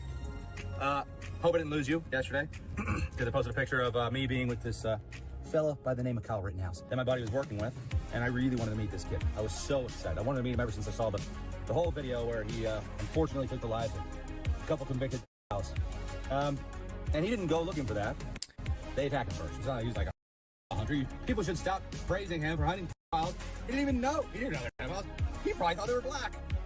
No, What the Throughout these vlogs, Toby's narratives were disjointed and often delved into conspiracies and controversial viewpoints. This shift from a once popular content creator to a controversial figure discussing fringe topics marked his descent into becoming a lolcow, a person who attracts ridicule online due to their eccentric or misguided behavior. Toby's inability to adapt and evolve his content, combined with his controversial statements and erratic behavior, led to a stark decline in his career. His vlogs, once filled with lighthearted content, now showcased a man grappling with his diminishing relevance and struggling to find his place in a rapidly changing world. So where is Toby Turner today? These days you can find— In fairness, when you get called a rapist by a bunch of people, it probably traumatizes you. Kind of tough to deal with. Him sporadically tweeting and posting on his personal Twitter/X account at Toby Turner. And as for YouTube, he still uploads infrequently on his vlog channel, with content that remains as unhinged and nonsensical as ever. Interestingly, Toby managed to revive his main channel, Tobuscus, but with a twist that aligns with his erratic trajectory: AI-generated content. On April 13th, 2013, the Tobuscus channel returned with The Cute Wars, Griffin's Epic Tales, featuring AI puppies. This video is a bizarre mix of ChatGPT-generated writing, Midjourney AI images of dogs, and Toby's forced attempts at humor. Imagine the Tobuscus videos from 2016 onwards, but stripped of any semblance of human creativity. The new content feels hollow. It's a desperate grasp at relevance using AI tools. It's pathetic. A glance at Tobuscus's recent uploads reveals mostly music, including a song titled Transphobia Phobia, Censored, which has drawn criticism for its offensive lyrics. The description reads, "Take care of yourself and be happy. Live your best life, whatever that is. But you don't gotta change yourself to be happy. Things really do tend to work out." Showcasing Toby's ironically misplaced advice. Another controversial song is Blue parody, 2 + 2 = 5. I just became a lifeguard. If you need to be saved, I'm gonna tickle you, not anyone else, just you. I'll definitely need to be Laser saved. Beams remix featuring cameos from YouTubers like Oompaville and Justin Wang. Thanks. The lyrics of this song are laced with bizarre and conspiratorial themes, culminating in a chorus that mocks scientific truths and flirts with alt-right dog whistles. For example, the line 2 + 2 = 5 references George Orwell's 1984, symbolizing the rejection of objective truth, while laser beams from the sky hints at wild conspiracy theories, possibly alluding to the infamous Jewish space laser trope propagated by right-wing conspiracy theory. I'm gonna be honest, I don't think those were right-wing dog whistles. I don't think those two things were really that right-wing, honestly. Continuing down this path, Toby released I just don't think so. Don't Cut Off Your Trumpet, a crude and nonsensical song that further solidified his Toby doesn't even come across to me as like an alt-right guy. He just seems like he's like a boomer conservative Facebook guy, basically, at 40 years old. And into irrelevance. The song's lyrics, ostensibly from the perspective of are riddled with juvenile humor and transphobic undertones, making it clear that Toby has embraced a more controversial and offensive style in a misguided attempt to stay relevant.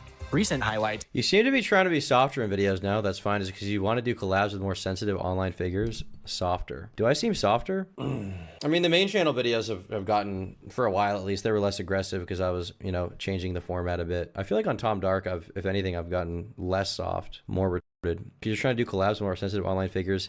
I don't think I would like censor myself in a way that would get me more collabs, because realistically that causes problems down the line, you know? Like if you tailor yourself to a certain audience, right, to like go more mainstream, and then I mean that's gonna bite you in the ass eventually, because people are gonna realize you're not the person that, you know, you thought they were. Then you get in like a Danny Gonzalez situation where you have to apologize for drinking Starbucks. So yeah, I feel like I don't do that much, honestly. Let's include a literal trailer for Alex Jones's new video game, a Beethoven softer equals less ignorant. Is that what he's talking about? Parody where the only lyrics are "Nobody cares" and an AI generated song called the Winky Face song. Did I say Tommy Gonzalez, or you're just saying that? I definitely said Danny, right? I'm not. In which Toby provides background vocals and awkward dancing. Hate it. I have a secret, I can't say it out loud. Hell no. But there's one thing I can do. You know just what I'm talking about. Winky face. Give me that winky face. Close one eye. Lead her open. Additionally, his attempt at Metro Boomin's BBL Drizzy freestyle challenge was, thanks for the two. Well, it was something. BBL Drizzy. This is fire. I'm a Google dog. Brazilian booty lift. That's a fire song. That's actually good. BBL Drizzy. BBL Drizzy. Is this an AI song? What is that? Is a story filled with highs, lows, and many, many missteps. Initially, Toby captured the hearts of millions with his fresh creative content and his infectious energy. His literal trailers and comedic sketch lines like, "We're going back and forth for too long, it's about time we're finally done," and "I don't want to be, you're not good for me, I'm not good for you," encapsulate a sense of exhaustion and realization maybe something fundamental within him has been broken. The song becomes a metaphor for Toby's ongoing battle with his own relevance and, in turn, his own identity. Toby's recent content, heavily reliant on AI-generated material and controversial political views, feels like a desperate attempt to reclaim relevance. To be honest with you, I feel like it's not really, because there's no way he thinks, because if he's politically aware enough, right, and he's not completely, which I don't think he is. If he's politically aware enough, then I don't think he's making the political content because he thinks he's gonna go viral. Like, do you see a reality realistically in which he becomes like a right-wing personality on the Blaze or something? I don't. I think he just doesn't give a. He just wants to speak his mind, really, you know? And the AI-generated content, does he really think that's going to go viral either? Like, it's not even close to what he used to do. Dylan for 5, you're still streaming? I left stream, went on a date, piped, and now my lady friend has to watch the ongoing Tom Dark stream because I have autism. Well, base. But yes, I'm still streaming. In front of your eyes. His alignment with fringe beliefs and figures further isolates him from mainstream acceptance. The shift to AI in his videos marks a stark departure. I mean, I feel like the main problem isn't even that. Much. Peace. Push. I feel like the main problem with Tobuscus is just that he stopped making the content people wanted to see. I mean, there's a lot of other issues, obviously, in his personal life, but I feel like all that stuff can kind of be ignored. In my opinion, all that stuff can kind of be ignored if you just make good videos. And he doesn't do that. He doesn't do that. He makes, like, weird, low-effort bullshit.